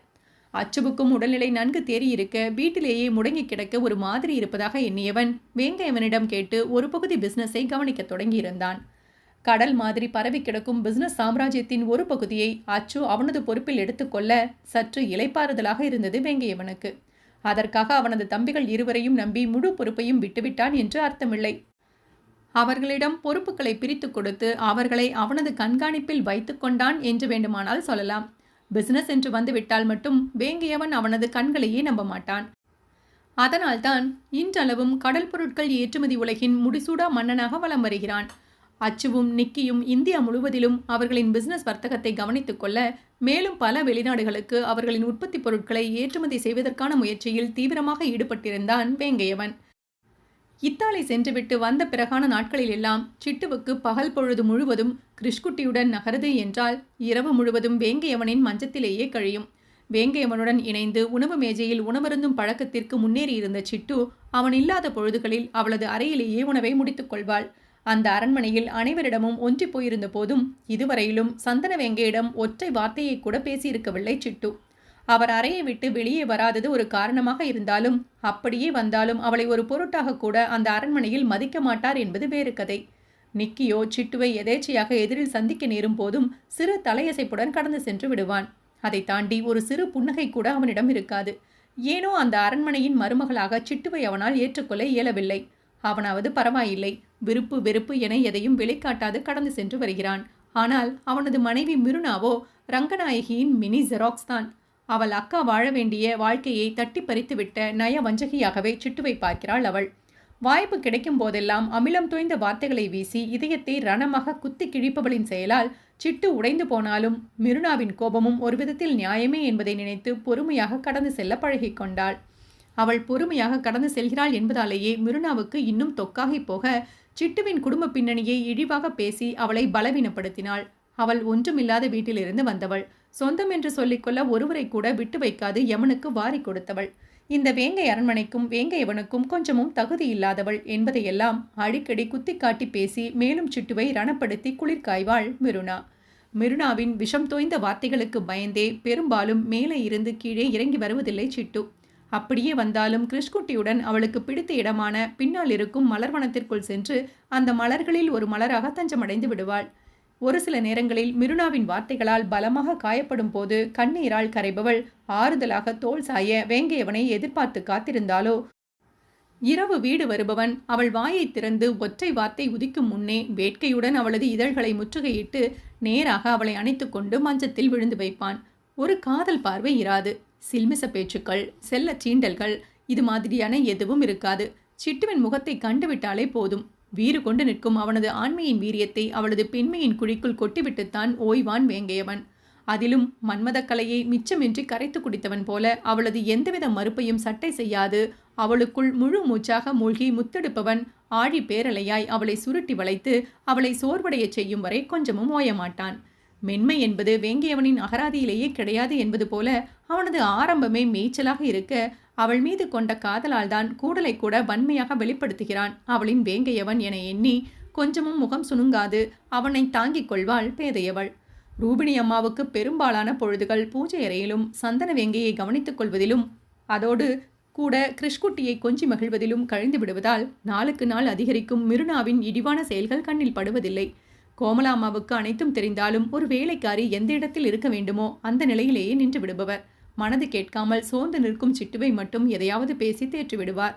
நாட்கள் இப்படியாக நகர திருமணம் முடிந்த 1 மாதம் முடிந்து விட்டதால் வேங்கையவனிடம் சிட்டுவை அழைத்து கொண்டு ஒருமுறை சிவன் கோயிலுக்கு சென்றுவிட்டு வருமாறு ரூபிணி அம்மா வற்புறுத்தி கூறினார். சிட்டுவுக்கும் வேங்கையவனுடன் எங்காவது வெளியே சென்றுவிட்டு வந்தால் நன்றாக இருக்கும் என்ற எண்ணம் தோன்ற ஒருவித எதிர்பார்ப்புடன் வேங்கையவனை நோக்கி இருக்க அவனது ஆவலான பார்வையைக் கண்டு மறுக்க தோன்றாது அவனது ஈகோவை விட்டு கொஞ்சம் இறங்கி வந்து சரி என்பதாக தலையசைத்தவன் சிட்டுவை தயாராக சொல்லிவிட்டு கீழே இருந்த அவனது அப்பா சந்தனவேங்கியை சந்திக்கச் சென்றான். பல நாட்களுக்கு பிறகு அவனுடன் ஒன்றாக கோயிலுக்கு செல்வதை எண்ணி உற்சாக பந்தாக கிளம்பிக் கொண்டிருந்தவள் அறியவில்லை, அங்கே வைத்துத்தான் அவள் வேங்கையவனின் இன்னொரு முகத்தை அறிந்து கொள்ளப் போகிறாள் என்று. ஓவியம் 18. எங்கே இன்னும் இவளை காணோம் என்று சந்தனவேங்கியிடம் பேசி முடித்துவிட்டு வெளியே வந்த வேங்கையவன் ஹாலில் சிட்டுவை காணாததில் அவர்களின் அறையை நோட்டம் விட்டபடி பேண்ட் பாக்கெட்டை தடவி பார்த்தான் ஃபோன் இருக்கிறதா என்று. ஃபோன் வேற மேலே இருக்கும் போல என்று எண்ணியவன் வேறு யாரையும் அனுப்பி சிட்டுவை வர சொல்ல விரும்பாது அவனே கடகடவென படியேறி அவர்களின் அறைக்குள் சத்தமில்லாமல் நுழைந்தான். பொன்னிற சாஃப்ட் சில்கை ஒற்றை முந்தானை விட்டபடி பாந்தமாக கட்டி இடைவரை நீண்ட கூந்தலை தழைய பின்னி கண்ணுக்கு லேசாக மைத்தீட்டி முழுதாக ஒப்பனையை முடித்திருந்தவள் கடைசியாக கண்ணாடியின் முன்னால் நின்று மல்லிகை சரத்தை தலையில் வைத்து கொண்டிருந்தாள். அவனது அம்மா ரூபினிக்கு அடுத்ததாக இப்படியான குடும்ப பாங்கான அழகில் அவளை பார்ப்பதாலோ என்னவோ அவனது மனக்கட்டுப்பாடுகள் அனைத்தும் அவளின் முன்னே தவிடு பொடியாகிவிடுகிறது. அவளிடம் மயங்கக்கூடாது, முக்கியமாக அவளது ஆர்ப்பாட்டம் இல்லாத அழகை கண்டு சிறிதும் சலனப்படக்கூடாது என்று ஒவ்வொரு முறையும் அவனது இரும்பு இதயத்திற்கு திரை போட்டு மறைத்து கொண்டு வீம்பாக வருபவனை காந்த பார்வையால் ஈர்த்து கந்தலாக கிழித்து தொங்கவிட்டு விடுகிறாள் அந்த மோசக்காரி. இப்பவும் அப்படித்தான். ஒருவன் தன்னை பார்வையாலேயே மென்று விழுங்கிக் கொண்டிருப்பதை அறியாதவளாக பூவை சூடிக்கொண்டு திரும்பியவள் கதவின் அருகில் நின்று அவளையே கண்களால் கபலீகரம் செய்து கொண்டிருந்தவனைக் கண்டு ஒரு நிமிடம் திகைத்து விழித்தவளோ அவனது மாறாத பார்வையைக் கண்டு உள்ளுக்குள் குளிரெடுக்க உதடு கடித்து அவளது பார்வையை தழைத்து கொண்டாள். இப்படியே நின்றிருந்தால் கோவிலுக்கு சென்ற மாதிரிதான் என்று எண்ணியவள் ஒரு வழியாக தைரியத்தை வரவழைத்து கொண்டு நகர்ந்து சென்று அவனது ஃபோன், கார்கி, பர்ஸ் என அனைத்தையும் எடுத்துக்கொண்டு கதவை நோக்கி நகர்ந்தவளோ மறந்தும் அவனது முகத்தை நோக்கினாள் இல்லை. லேட் பண்ணிட்டேனா? நீங்களே தேடிட்டு வந்துட்டீங்க, சாரி, வாங்க போகலாம் என்றபடி அவனிடம் கையில் இருந்ததை நீட்டியவளுக்கு அவனது ஆழ்ந்த பார்வையில் மனம் படபடக்கத்தான் செய்தது. அவளது நீட்டிய கரம் நீட்டியபடியே இருக்க சாய்ந்திருந்த கதவை தாழிட்டவனின் செயலில் விழிகள் விரிய வேங்கையவனை நோக்கியிருந்தவள் என்னவென்று உணரும் முன்னே அவளை கைகளில் அள்ளி இருக்க ஐயோ என்ன பண்றீங்க என்று துள்ளியவளின் உதடுகளோ அடுத்த கணம் அவனது அதரங்களுக்குள் அரைப்பட்டு கொண்டிருந்தது. கைகளை விரித்தால் அவனது பல லட்சம் மதிப்பிலான ஆப்பிள் ஐபோன் விழுந்து உடைந்து தூள் தூளாகிவிடும் என்று அதனை இறுக பற்றி இருந்தவளோ அவனது இதழ்கள் செய்த மாயையில் ஒரு கட்டத்தில் அவளது இறுக்கமான பிடியை தளர்த்தி இருக்க நல்ல காலமாக அவளது கையில் இருந்து நழுவி இருந்த ஐபோனோ மெத்தையில் விழுந்து அதிர்ஷ்டவசமாக உயிர் பிழைத்திருந்தது. மற்ற நேரமாக இருந்திருந்தால் கணவனாக அவனது தேடலுக்கு முழுமையாக ஒப்பு கொடுத்து அவனது தொடுகையில் பாகாக உருகி குழைந்து கிடந்திருப்பாள். கோவிலுக்கு என்று கிளம்பிவிட்டு எப்படி இப்படி என்று சங்கோஜமாக எண்ணியவள் அவளது கழுத்தின் கீழே ஆழ்ந்த மூச்சிழுத்து கொஞ்சமாக மூழ்கத் தொடங்கியிருந்தவனின் செயலில் பதறிப்போய் அவனது முடிகளை கொத்தாக பற்றி தடுத்து தடை போட்டாள். அவளது தடையை எல்லாம் அவன் கொஞ்சம் கூட சட்டை செய்தான் இல்லை. பட்டன அவளது கரத்தை தட்டிவிட்டு தடையாக இருந்த மாறாப்பை விளக்கியவன் அடுத்த தடையை விளக்க முன்னேற நெஞ்சில் பதிந்த அவனது கரத்தை அப்படியே அழுந்த பற்றியபடி ஐயோ என்ன பண்றீங்க, கோயிலுக்கு போகணும் என்று பாவம் போல கூறினாள். கையை விடுடி, எல்லாம் எனக்கு தெரியும், கொஞ்சம் தொணக்காம கோஆப்ரேட் பண்ணு, முடிச்சுட்டு கிளம்பலாம் என்று அவளை அதட்டியவன் அதோடு கூட அவளது தடைகள் அனைத்தையும் அகற்றிவிட்டு அப்படியே அவளை கட்டிலில் கிடத்தி அவள் மீது பாய்ந்து பரவி இருந்தவன் அதிரடியாக அவளை ஆட்கொள்ள துவங்கினான். 1 மணி நேரமாக பார்த்து அணிந்த ஆடைகள் எல்லாம் கேட்பாரற்று அனாதையாக கிடக்க மெனக்கிட்டு செய்த ஒப்பனை எல்லாம் வியர்வையில் கரைந்திருக்க தலை நிறைய சூடிக்கொண்ட மல்லிகையோ கட்டில் முழுவதும் சிதறி கிடக்க மொத்தமாக அவளை கொள்ளையிட்டு விட்டுத்தான் ஓய்ந்தான் வேங்கையவன். நாளுக்கு நாள் கட்டிலில் அவன் காட்டும் வேகத்தில் விதிர்விதித்து போனாலும் அவனாக போதும் என்று நினைத்து கூடி கலைத்து ஓய்ந்து படுத்ததும் தான் சற்றே ஆஸ்வாசமாக மூச்சுவிட்டு கொள்வாள். இன்றும் உடம்பு முழுக்க அவனது உதடுகளும் கை விரல்களும் பண்ணி வைத்த வேளையில் தகதகவென எரிந்தாலும் அதை சுகமாக தாங்கிக் கொண்டவள் இப்போ இப்படியே படுத்து கிடப்பதா இல்லை எழுந்து சென்று குளித்து ரெடியாகுவதா என்று புரியாமல் பக்கவாட்டில் மல்லாக்க படுத்து கிடந்தவனை பாவம் போல பார்த்து வைத்தாள். வந்த வேலை முடிந்ததால் அவளது பார்வையை அவனும் உணர்ந்து கொண்டானோ என்னவோ பட்டனை எழுந்து அமர்ந்தவன் அவனுடனே அடித்து பிடித்து எழுந்து அமர்ந்தவளை அழுத்தமாக ஒரு பார்வை பார்த்தபடி என்னை ரொம்பவே டெம்ப் பண்றடி என்று முகமிருக கூறிவிட்டு விறுவிறுவென எழுந்து நடந்து பாத்ரூமில் சென்று புகுந்து கொண்டான். அடுத்த 10வது நிமிடம் பாத்ரூமிற்குள் இருந்து இடுப்பில் ஒற்றை டவலுடன் வெளியே வந்தவன் அவளை நிமிர்ந்தும் பார்க்காது, இன்னும் 10 மினிட்ஸ் உனக்கு டைம், கீழே வெயிட் பண்ற, அதுக்குள்ள கிளம்பி வந்தா கோயிலுக்கு அழைச்சிட்டு போவேன் என்று கூறிவிட்டு ட்ரெஸ் மாற்றும் அறைக்குள் சென்று புகுந்து கொண்டான். அவனது கூற்றில் சற்றே அதிர்ந்து போனாலும் அவன் தயாராகி வெளியே வரும்போது அவள் பாத்ரூமில் குளிக்கும் சத்தம் கேட்டதில் தலையை ஒரு உலுக்கு உலுக்கி கொண்டவன், இவகிட்ட கொஞ்சம் ஜாக்கிரதையா இருக்கணும் என்று எண்ணிக்கொண்டே கீழே இறங்கிச் சென்றான். சொன்ன மாதிரியே அடுத்த 10வது நிமிடத்தில் மயில் கழுத்து சில்க் சாரியில் விரித்து விடப்பட்ட கூந்தலுடன் எளிமையாக தயாராகி அடித்து பிடித்து கீழே இறங்கி வந்தவளை புருவத்தை உயர்த்தி ஒரு பார்வை பார்த்துவிட்டு நாட் பேட் என்றபடி முன்னால் நடக்க, அவளோ ஹால் சோஃபாவில் அமர்ந்திருந்த ரூபினி அம்மாவுக்கு சிறு தலையசைப்பை கொடுத்துவிட்டு அவசர அவசரமாக அவனது பின்னால் ஓட்டமும் நடையுமாக சென்றாள். முதன்முறையாக அவளது கணவனுடன் கோவிலுக்கு வந்திருக்கிறாள். அவளுக்கு இடப்பக்கம் முகம் கொள்ளா புன்னகையுடன் கம்பீரமாக நின்று சாமி கும்பிட்டு கொண்டிருந்தவனின் அருகில் நின்று மனமுருக கடவுளை பார்த்தித்தவளோ ஐயரின் குரலில் கண்களை அவசர அவசரமாக பிரித்தாள். பூவோடு சேர்ந்து நாரும் மணக்கும் என்பது போல அவனுக்கு கிடைத்த முதல் மரியாதையில் அவளுக்கும் கூட கொஞ்சம் நனைந்தவள் ஆத்ம திருப்தியுடன் சிவனையும் அம்மனையும் வழிபட்டுவிட்டு கோவிலை சுற்றி அவனுடன் மகிழ்வாக வலம் வந்தாள். அவ்வளவுதானே, கிளம்பலாமா என்ன என்று காலில் சுடுதண்ணீர் ஊற்றாத குறையாக கேட்டவனை பரிதாபமாக பார்த்தவளின் பார்வையைக் கண்டு இன்னும் என்னடி என்றான் கட்டுப்படுத்தப்பட்ட கடுப்புடன். இல்ல, ஒரு 2 மினிட்ஸ் அப்படி உட்கார்ந்துட்டு போலாமா என்று வரவழைக்கப்பட்ட தைரியத்துடன் கேட்டுவிட்டவளோ பதிலுக்கு என்ன சொல்வானோ என்று மனம் படபடக்க பார்த்து வைக்க, அவளை அனல் பறக்கும் பார்வை பார்த்தவனோ வந்து உட்காரு என்று கூறிவிட்டு ஒரு ஓரமாக சென்று அமர்ந்து கொள்ள அவனது அருகில் புன்னகையுடன் அமர்ந்தவளை மேலும் முறைத்து தள்ளினான் அவளின் வேங்கையவன். முழுதாக 1 நிமிடம்தான் முடிந்திருக்கும். மணிக்கட்டில் இருந்த மணியை திரும்பி பார்க்க அதற்கு மேலும் அவனது பொறுமையை சோதிக்க விரும்பாது போலாங்க என்று எழுந்து நின்றவளின் செவிகளை எட்டியது அம்மாடி சித்திரலேகா என்று அழைக்கும் பரிச்சயமான குரல். குரல் வந்த திசையில் யோசனையாக திரும்பியவளோ அங்கே நின்றிருந்த வயதான பெண்மணியைக் கண்டு இன்ப அதிர்ச்சியில் கண்களை விரித்தவள் அருகில் நின்றவனின் அனுமதியை கூட வேண்டாது அந்த பெண்மணியை நொடியில் அடைந்திருந்தாள். சிட்டுவின் அந்த செயலில் வேங்கவனின் பொறுமை எல்லையை கடக்க ஆரம்பிக்க பல்லை வெறுவியபடி சிட்டுவை நோக்கி எட்டுக்களை வைத்தவனோ அவனை நோக்கி அந்த பெண்மணியுடன் சிரிக்க சிரிக்க பேசியபடி வந்த சிட்டுவின் செயலில் சற்று நிதானப்படத் தொடங்கினான். ஏங்க, இவங்க சென்னையில் அன்பு இல்லைங்கிற ஒரு ஹோம் நடத்திட்டு வராங்க. அங்கிருக்கிறப்போ எனக்கு இவங்க நல்ல பழக்கம், அதுதான் பார்த்ததும் சந்தோஷத்தில் ஓடிட்டேன் என்று குதூகலமாக கூறியவளை கூர்மையாக நோக்கியவனை அந்த பெண்மணியின் குரல் கலைத்தது. சார், நான் பிரபாவதி, எங்கள் அன்பு ஹோம் குழந்தைகளோட தான் இங்கே கன்னியாகுமரி டூர் வந்திருக்கேன். ஒரு பெரிய கம்பெனி தான் குழந்தைகளுக்காக இந்த டூரை ஏற்பாடு பண்ணி கொடுத்தாங்க. குழந்தைங்கள்லாம் அங்கே தான் வெயிட் பண்ணுறாங்க. சித்திரலேகாவை பார்த்ததும் அவங்களுக்கு அவ்வளவு சந்தோஷம். விட்டா எல்லாரும் எழுந்து ஓடி வந்துடுவாங்க. நான் தான் மிரட்டி உட்கார வச்சுட்டு சித்ராவை அழைச்சிட்டு வரதா சொல்லிட்டு வந்தேன். அவங்களுக்கு சித்ராவோட பாட்டு அப்புறம் டான்ஸுனா கொள்ளை பிரியம். சென்னையில் இருக்கிற வரை எப்படியும் மந்த்லி ஒன்ஸ் அவங்களுக்காக வந்து பாடி ஆடுவா. இப்போ கொஞ்சம் மாசமா சித்ராவை குழந்தைங்க ரொம்ப மிஸ் பண்ணுறாங்க என்றவரின் பேச்சை தொடர்ந்து கேட்க அதற்கு மேலும் பொறுமை இல்லாது மணியை பார்த்து வைத்தான் வேங்கையவன். எனக்கும் உங்களை சந்திச்சதில் ரொம்ப சந்தோஷம். இஃப் யூ டோன்ட் மைண்ட், எனக்கு ஒரு இம்பார்ட்டன்ட் மீட்டிங் இருக்குது. ஸோ நாங்கள் இப்போ கொஞ்சம் அர்ஜென்ட்டாக கிளம்பணும் என்றதும் அந்த வயதான பெண்மணி கொஞ்சம் அதிர்ந்து போனாலும் நொடியில் சமாளித்தவராக, சாரி சார், நீங்கள் கிளம்புங்க. நான் வேற உங்கள் அவசரம் புரியாமல் ஏதேதோ பேசிக்கிட்டு இருக்கேன். குழந்தைகளை நான் சமாளிச்சுக்கிறேன். நீயே இப்படி நிற்கிற சித்ரா, அதான் சாரி ஏதோ அர்ஜென்ட் மீட்டிங்னு சொல்கிறாரே, சட்டு புட்டுன்னு கிளம்பு என்று கூறியவர் அங்கிருந்து சட்டென நகர்ந்து விட்டார். வேங்கை அரண்மனையை நோக்கி மின்னல் வேகத்தில் பறந்து கொண்டிருந்த காருக்குள் அமர்ந்திருந்த சிட்டுவின் மனமோ உள்ளுக்குள்ளே சொல்லொணா உணர்வில் தத்தளித்துக் கொண்டிருந்தது.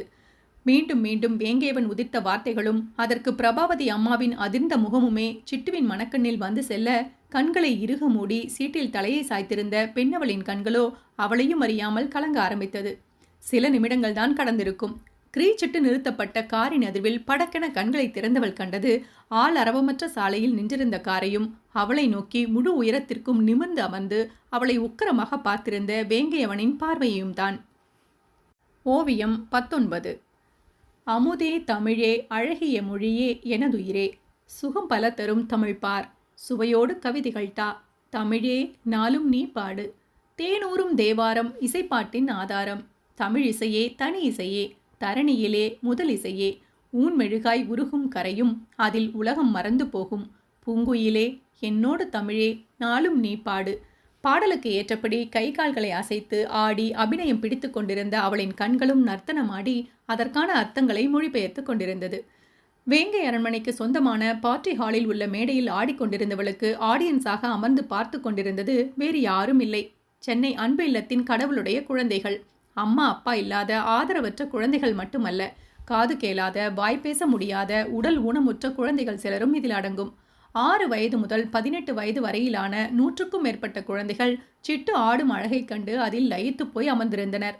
இதே குழந்தைகள்தான் 2 நாட்களுக்கு முன்பாக கோவிலில் வைத்து அவளை கண்டபோது அவளிடம் ஒரு வார்த்தை கூட பேசாது முகம் சுணங்கி போயிருந்தனர். இன்று அவளுடன் ஒன்றாக அமர்ந்து உணவருந்தி அவள் பாடிய பாடலை காது குளிர கேட்டு இதோ இப்போது அவள் ஆடும் அழகையும் மெய்மறந்து ரசித்து கொண்டு அமர்ந்திருக்கின்றனர். ஆடலோடு சேர்த்து பாடலை நடனத்தின் வாயிலாக மொழிபெயர்த்து கொண்டிருந்தவளின் பார்வையோ நொடிக்கு ஒரு முறை அந்த கூட்டத்தின் கடைசியில் போடப்பட்டிருந்த ஒற்றை சேரில் வீற்றிருந்த அவளின் வேங்கையவனை தொட்டு தொட்டு மீண்டு கொண்டிருந்தது. அவளது பார்வையாவது நொடிக்கு ஒரு முறைதான் அவன் மீது படிந்தது. ஆனால் வேங்கையவனின் பார்வையோ இம்மி அளவும் இப்படி அப்படி நகராது அவளையே வண்டாக வைத்து கொண்டிருந்தது. எவ்வளோ அழகா அந்த பாடலோட வரிகளின் அர்த்தத்தை அந்த காது கேளாத குழந்தைகளும் புரிந்து கொள்ற மாதிரி அழகா அபிநயம் பிடிச்சு காட்டுறா. இன்ச் பை இன்ச்சாக அவளை ரசித்துக் கொண்டிருந்தவனுக்கோ அவளின் ஒவ்வொரு அசைவுகளும் பலவித வேதியியல் மாற்றங்களை உண்டு பண்ணி கொண்டிருந்தது என்னவோ உண்மைதான். அவளுடைய இலகுவான நடனம் கண்டு அந்த கலையே அவளிடம் இன்னும் அதீதமாக கற்றுக்கொள்ள வேண்டும் போல என்று எண்ணிக்கொண்டான் வேங்கையவன்.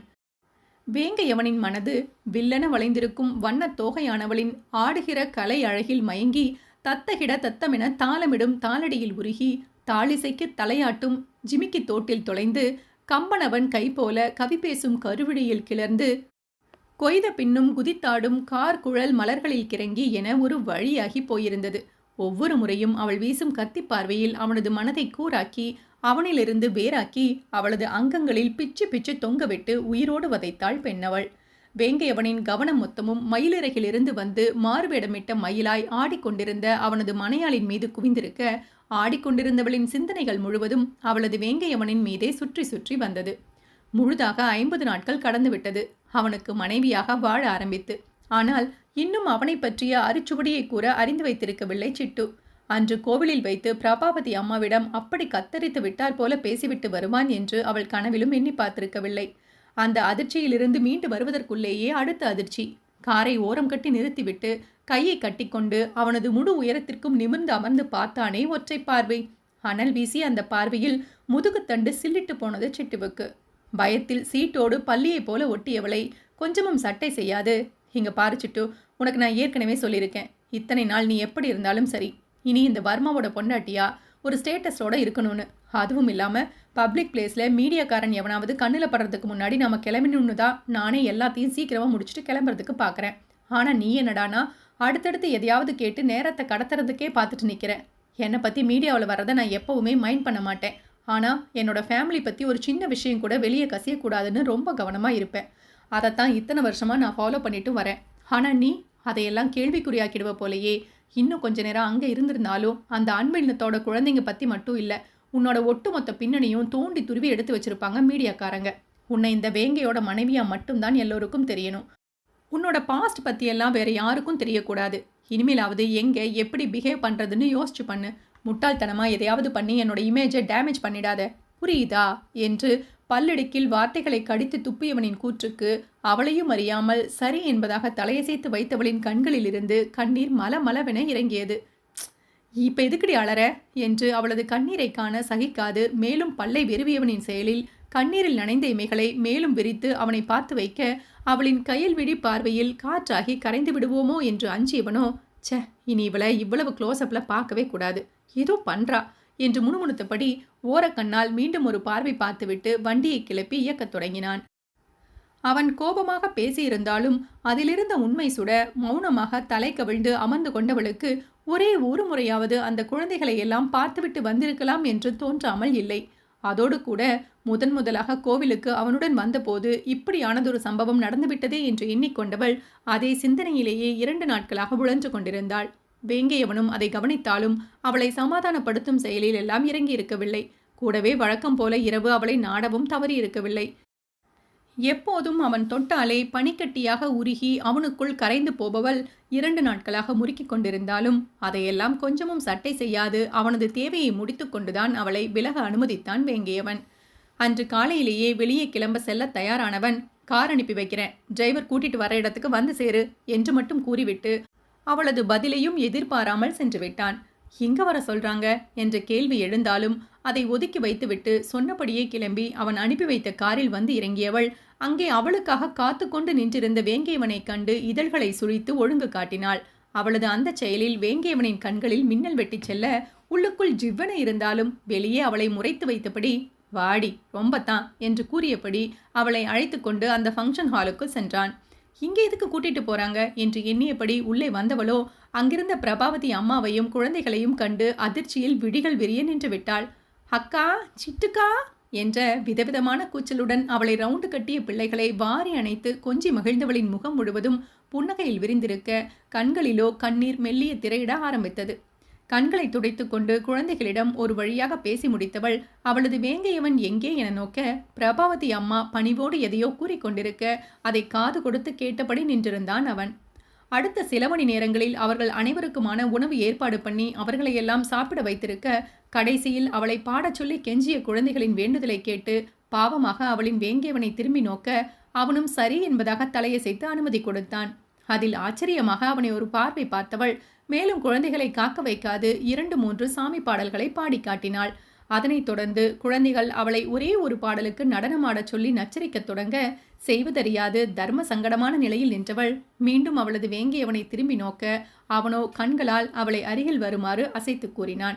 1 நிமிஷம் குழந்தைங்களா, இதோ வந்துடுறேன் என்றவள் அவனிடம் வந்து நிற்க, அங்க ரெடியா இருக்கிற ஸ்டேஜ் உனக்காகத்தான், போய் என்ன பாட்டுக்கு ஆடுறையோ சொல்லு, சாங் பிளே பண்ணுவாங்க என்று அவளது காதோரம் மெல்லிய குரலில் கூறி அவளுக்கு தொடர் அதிர்ச்சியை கொடுத்தவனின் செயலில் இன்பமாக அதிர்ந்தவள் ஒரு விதமான மோன நிலையிலேயே மேடையை நோக்கி நகர்ந்தாள். பலத்த கரகோஷ சத்தத்தில் பாடலை முடித்துக்கொண்டு கீழே இறங்கியவளோ நேராக அவளை நோக்கி ஓடி வந்த குழந்தைகளை அணைத்து அவர்களிடம் பேசிவிட்டு அவளது வேங்கியவன் இருக்கும் இடம் தேடி உற்சாகமாக வந்தாள். அதற்குள் பிரபாவதி அம்மாவும் அவர்களை நோக்கி வந்தவர் குழந்தைகளுக்காக இவ்ளோ மெனக்கெட்டு வேங்கியவன் செய்த செயல்களை குறித்து அவனுக்கு மனதார நன்றி சொல்லிவிட்டு சிட்டுவையும் வாழ்த்திவிட்டு குழந்தைகளுடன் கிளம்ப தயாரானவரை வேங்கையவன் ஏற்பாடு செய்திருந்த வாகனத்தில் அனுப்பி வைத்துவிட்டு திரும்ப அவனையே விழி அகலாது பார்த்து கொண்டிருந்த சிட்டுவை நோக்கி என்ன எனும் விதமாக புருவத்தை ஏற்றி இறக்கினான். கண்களில் கண்ணீரும் இதழ்களில் புன்னகையுமாக இதழ்களை அசைத்து தேங்க்ஸ் என்றவளின் செயலில் ஆஹா அப்புறம் என்றவனோ இதெல்லாம் பண்ணுறதை வச்சு நீ ஏன் எதையும் கற்பனை பண்ணிக்காத, எல்லாம் நைட்டு மேட்ரப்போ பிகு பண்ணாமல் குட் கேர்லாக கோஆப்ரேட் பண்ணணுங்கிற ஒரே காரணத்துக்காகத்தான் என்று கூறியவனின் கூற்றில் அவனை முறைத்தவளோ அவன் விளையாட்டுக்கு சொல்வதாக எண்ணிக்கொண்டு அவனுடன் இணைந்து கார் நிற்கும் இடத்தை நோக்கி நடந்தாள். அவர்களின் காருக்கும் அவர்களுக்கும் இடையே சில அடிகள் தூரம் இருக்க அந்த வழியாக எதேச்சியாக வந்த 2 பெண்களைக் கண்டு வேங்கியவனின் முகமோ இறுக ஆரம்பித்ததில் அவனது நடையோ ஆணியடித்தாற் போல அப்படியே நின்றுவிட்டது. அவர்களும் வேங்கியவனை கண்ட அதிர்ச்சியில் உறைந்து போய் நின்றுவிட அந்த பெண்மணியோ சுதாரித்து ஏதோ சொல்ல முனைய பட்டன கரத்தை நீட்டி வேண்டாம் எனும் விதமாக தடுத்தவனோ விறுவிறுவென அவர்களை தாண்டி சென்று காரில் ஏறி வண்டியை கிளப்பிவிட்டான். நல்ல வேளையாக அவனது பின்னாலேயே சிட்டுவும் ஏறி காருக்குள் உட்கார்ந்திருந்தாள். இல்லையெனில் அவன் இருந்த வேகத்திற்கு அவளை அங்கேயே விட்டுவிட்டு சென்றாலும் சென்றிருப்பான். புயல் வேகத்தில் சென்று கொண்டிருந்த காரின் வேகத்தில் சீட்டோடு சீட்டாக ஒட்டி கொண்டு உட்கார்ந்திருந்த சிட்டுவுக்கோ நினைவுகள் முழுவதும் சற்று முன் சந்தித்த அந்த 2 பெண்களை சுற்றிலுமே இருந்தது. அவளது மனமோ இவங்க தானே அன்னைக்கு ரூபிணி அம்மா கிட்ட கோயிலை வச்சு பேசிட்டு இருந்தது, அப்போ இவருக்கும் அவர்களை தெரியுமா என்ன? ஆனா ஏன் அவங்க மேல அவ்வளோ கோபம்? இவர் இவ்வளோ கோபப்படுற அளவுக்கு அவங்க 2 பேரும் யார் இவருக்கு என்று பலவாறாக யோசித்து குழம்ப தொடங்கியது. ஓவியம் 20. சிட்டுவின் வாழ்க்கை என்னும் நாடகத்தில்தான் எத்தனை கட்டங்கள்! ஒவ்வொரு கட்டமும் பல பல பாடங்களை உணர்த்திவிட்டே சென்றிருக்கிறது அவளுக்கு. அவள் ஒன்றை கற்று உணர்வதற்குள் அவளின் பாதை வேறானது. சரியென்று ஒருவாறாக சமாளித்து பயணம் தொடர்வதற்குள் பாதை பலவாக மாறியது. எது அவளின் வாழ்க்கை பாதை என்று நிர்ணயிப்பதற்குள் வேறு பாதை, வேறு பயணம். இப்படியே வாழ்க்கை புரியாத திக்கில் சிட்டுவின் பயணம் சென்று கொண்டிருந்தது. வாழ்க்கை என்பது அழுவதற்கானது அல்ல, ஆழமான அன்பையும் அளவான பாசத்தையும் தந்து பயணிப்பதற்கு என்று அவளுடனான வாழ்க்கை பயணத்தை இணைத்து கொண்டவன்தான் அவளின் வேங்கையவன். அவனுடனான வாழ்க்கை பாதையில் இணைந்து பயணிக்க தொடங்கியவளுக்கு என்னதான் ஆழமாக எட்டி பார்த்தாலும் வேங்கையவனின் உள்ளத்தை புரிந்து கொள்ளவே முடியவில்லை. அவன் ஒரு புரியாத புதிர் என்று புரிந்தும் அந்த புதிரைத்தான் விரும்புகிறது அவளின் மனம். என்னதான் அவன் புரியாத புதிராகவே இருந்தாலும் அவனை பற்றி முழுதாக புரிந்து கொண்டால் மட்டுமே அவளின் மனம் தெளிவாகும். அன்பும் சரி, கோபமும் சரி, பிரச்சனையும் சரி, புரியாத அனைத்துமே புதிராகத்தான் இருக்கும். பல புரியாத புதிர்கள் நிறைந்த அவன் பார்வையில் விடை தெரியா கேள்விகளுடன் விடைகளை தேடும் பயணத்தில் இருந்தவளுக்கோ விடைகள் கிடைத்ததோ என்னவோ குழப்பம் மட்டுமே மேலும் நீளுகிறது. அடிக்கடி வேங்கையவன் ஆடும் கண்ணாமூச்சி ஆட்டத்தை பழகியவளின் விழிகள் நொடிக்கொரு முறை அவனை தேடித்தான் அலைகின்றன. அவனை காணாத நாட்களில் குருடாய் போகின்றன அவளது விழிகள். இப்பவும் கட்டிலில் குப்புறப்படுத்து தலையணையை அணைத்திருந்த அவளின் விழிகளோ ஏக்கமாய் அருகில் காலியாக கிடந்த அவனது இடத்தை பார்த்து கொண்டிருந்தது. இதோடு 4 இரவுகளை அவன் இல்லாமல் இப்படியே தனியாக கடத்திவிட்டாள். அவனுடன் ஒன்றாக வாழ ஆரம்பித்த நாட்களிலிருந்து ஒரு நாள் கூட அவனை விட்டு பிரிந்ததில்லை. இடைப்பட்ட நாட்களில் மாதவிலக்கு ஏற்பட்ட காலகட்டத்தில் கூட அவளின் மார்பு சூட்டின் கதகதப்பில் அவளை அணைத்து கொண்டுதான் உறங்கி எழுந்தான் அவளின் வேங்கையவன். ஒரு நிமிஷம் கூட படுக்கையில் அவளை பிரிந்திருக்க முடியாதவன் எப்படி 30 ஆண்டுகள் அவள் இல்லாமல் வாழ்ந்தான் என்பதை அவனுடன் இருக்கும்போது எண்ணி பார்த்து கொள்வாள். அப்படி அவளை விட்டு பிரியாது அவளை உரசிக்கொண்டே திரிபவன் எப்படி இந்த 4 நாட்களாக அவள் இல்லாமல் இருக்கிறான்? நினைத்து பார்த்தவளுக்கு ஒரு நீண்ட நெடிய பெருமூச்சு ஒன்று அவளையும் அறியாமல் வெளியேறியது. எலும்புகள் நொறுங்கும் அளவிற்கு ஒரு இறுக்கமான அணைப்பை வேண்டி அவள் மனம் ஏங்கி தவித்ததென்னவோ உண்மைதான். அவன் கொடுத்த காயம் கூட அந்த ஒற்றை இறுக்கிய அணைப்பில் மறந்துவிடும் என்று அறியாதவள் அல்லவே அவள். ஏதோ ஹார்பரில் முக்கிய வேலையாம். போனில் அழைத்தவளுக்கு அப்படித்தான் விட்டேற்றியாக பதிலை சொல்லியிருந்தான். என்ன பெரிய வேலையாம், பொல்லாத வேலை. நடுக்கடலில் நின்று போன கப்பலை இறங்கி தள்ளும் வேலையா என்ன? 4 நாட்களாக அவனை காணாததில் இப்படியாகத்தான் கடுப்பாக எண்ணிக்கொண்டது அவளின் காதல் கொண்ட மனம். ஒரு பக்கம் எதை மறைக்க அவளிடம் இப்படி கண்ணாமூச்சி ஆட்டம் ஆடுகிறான் என்ற கவலை அவளுக்கு.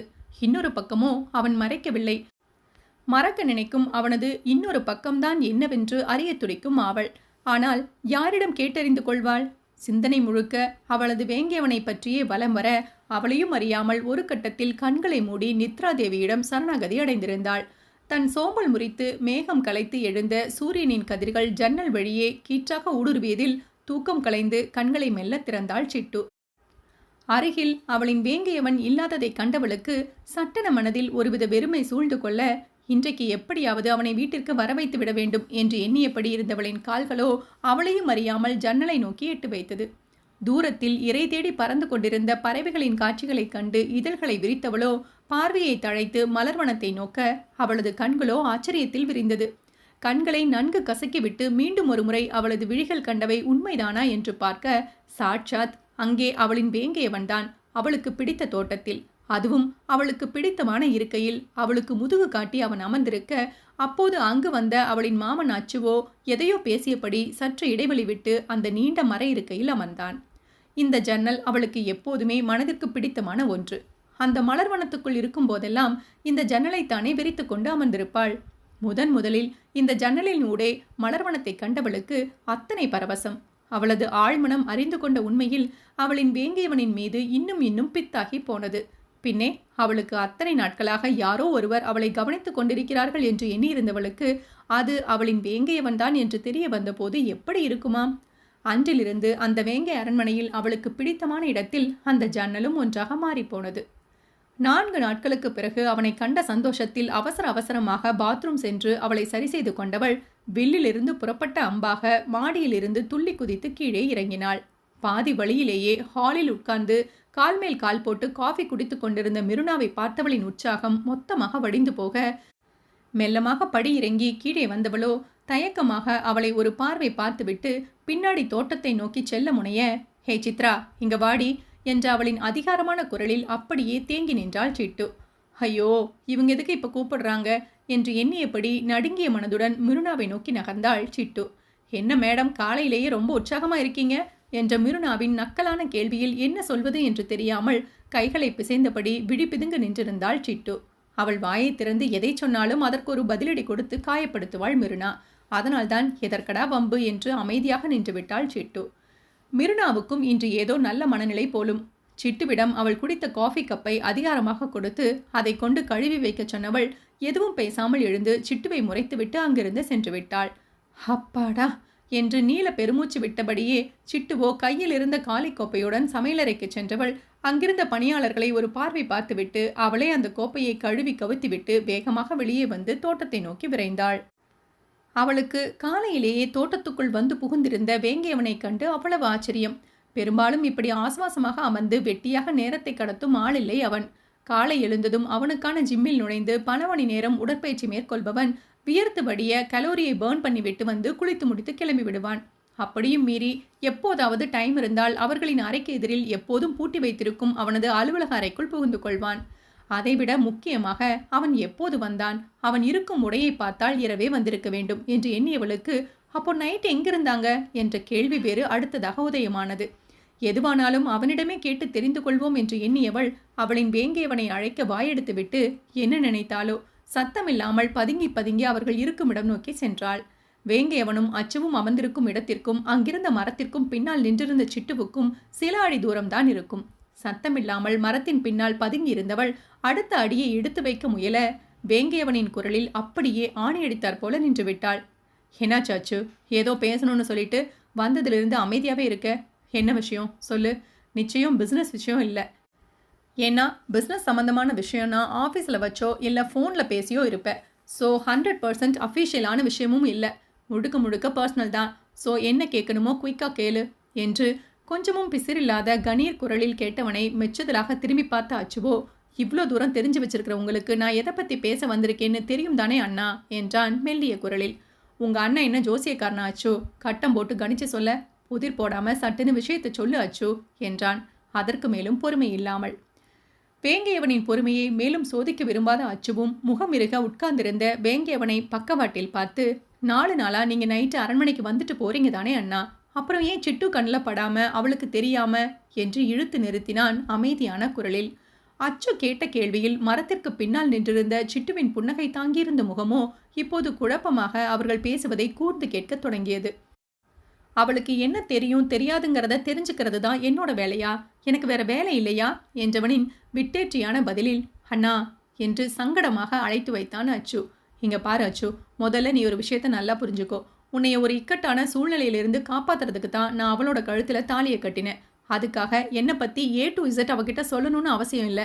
மோரோவர் பேருக்கு தான் அவள் எனக்கு மனைவி. என்னோட பர்சனல் ஸ்பேஸில் நுழையிற உரிமையை அவளுக்கு எந்த சூழ்நிலையிலும் நான் கொடுக்கல. நான் அன்னைக்கே உன்கிட்ட சொன்னது தான். எனக்கு எப்பவும் இந்த பொண்ணுங்க அப்புறம் அவங்க கூட கல்யாணம் இதெல்லாம் உடன்பாடு இல்லை. ஏதோ ஒரு நிர்பந்தத்தில் இந்த கல்யாணம் நடந்துடுச்சு. சரி போனா போகுதுன்னு அதை நானும் அக்செப்ட் பண்ணிக்கிட்டேன். இந்த சொசைட்டிக்காகத்தான் இந்த கல்யாணமும் கூட. ஏன்னா இனி எல்லாரும் எப்போ என்னோட கல்யாணம்னு அடிக்கடி கேட்டு என்னைய டார்ச்சர் பண்ண மாட்டாங்கல்ல. மற்றபடி நான் யாருக்காகவும் எதுக்காகவும் என்னோட ஸ்டாண்ட்லேருந்து எப்பவும் மாற மாட்டேன்.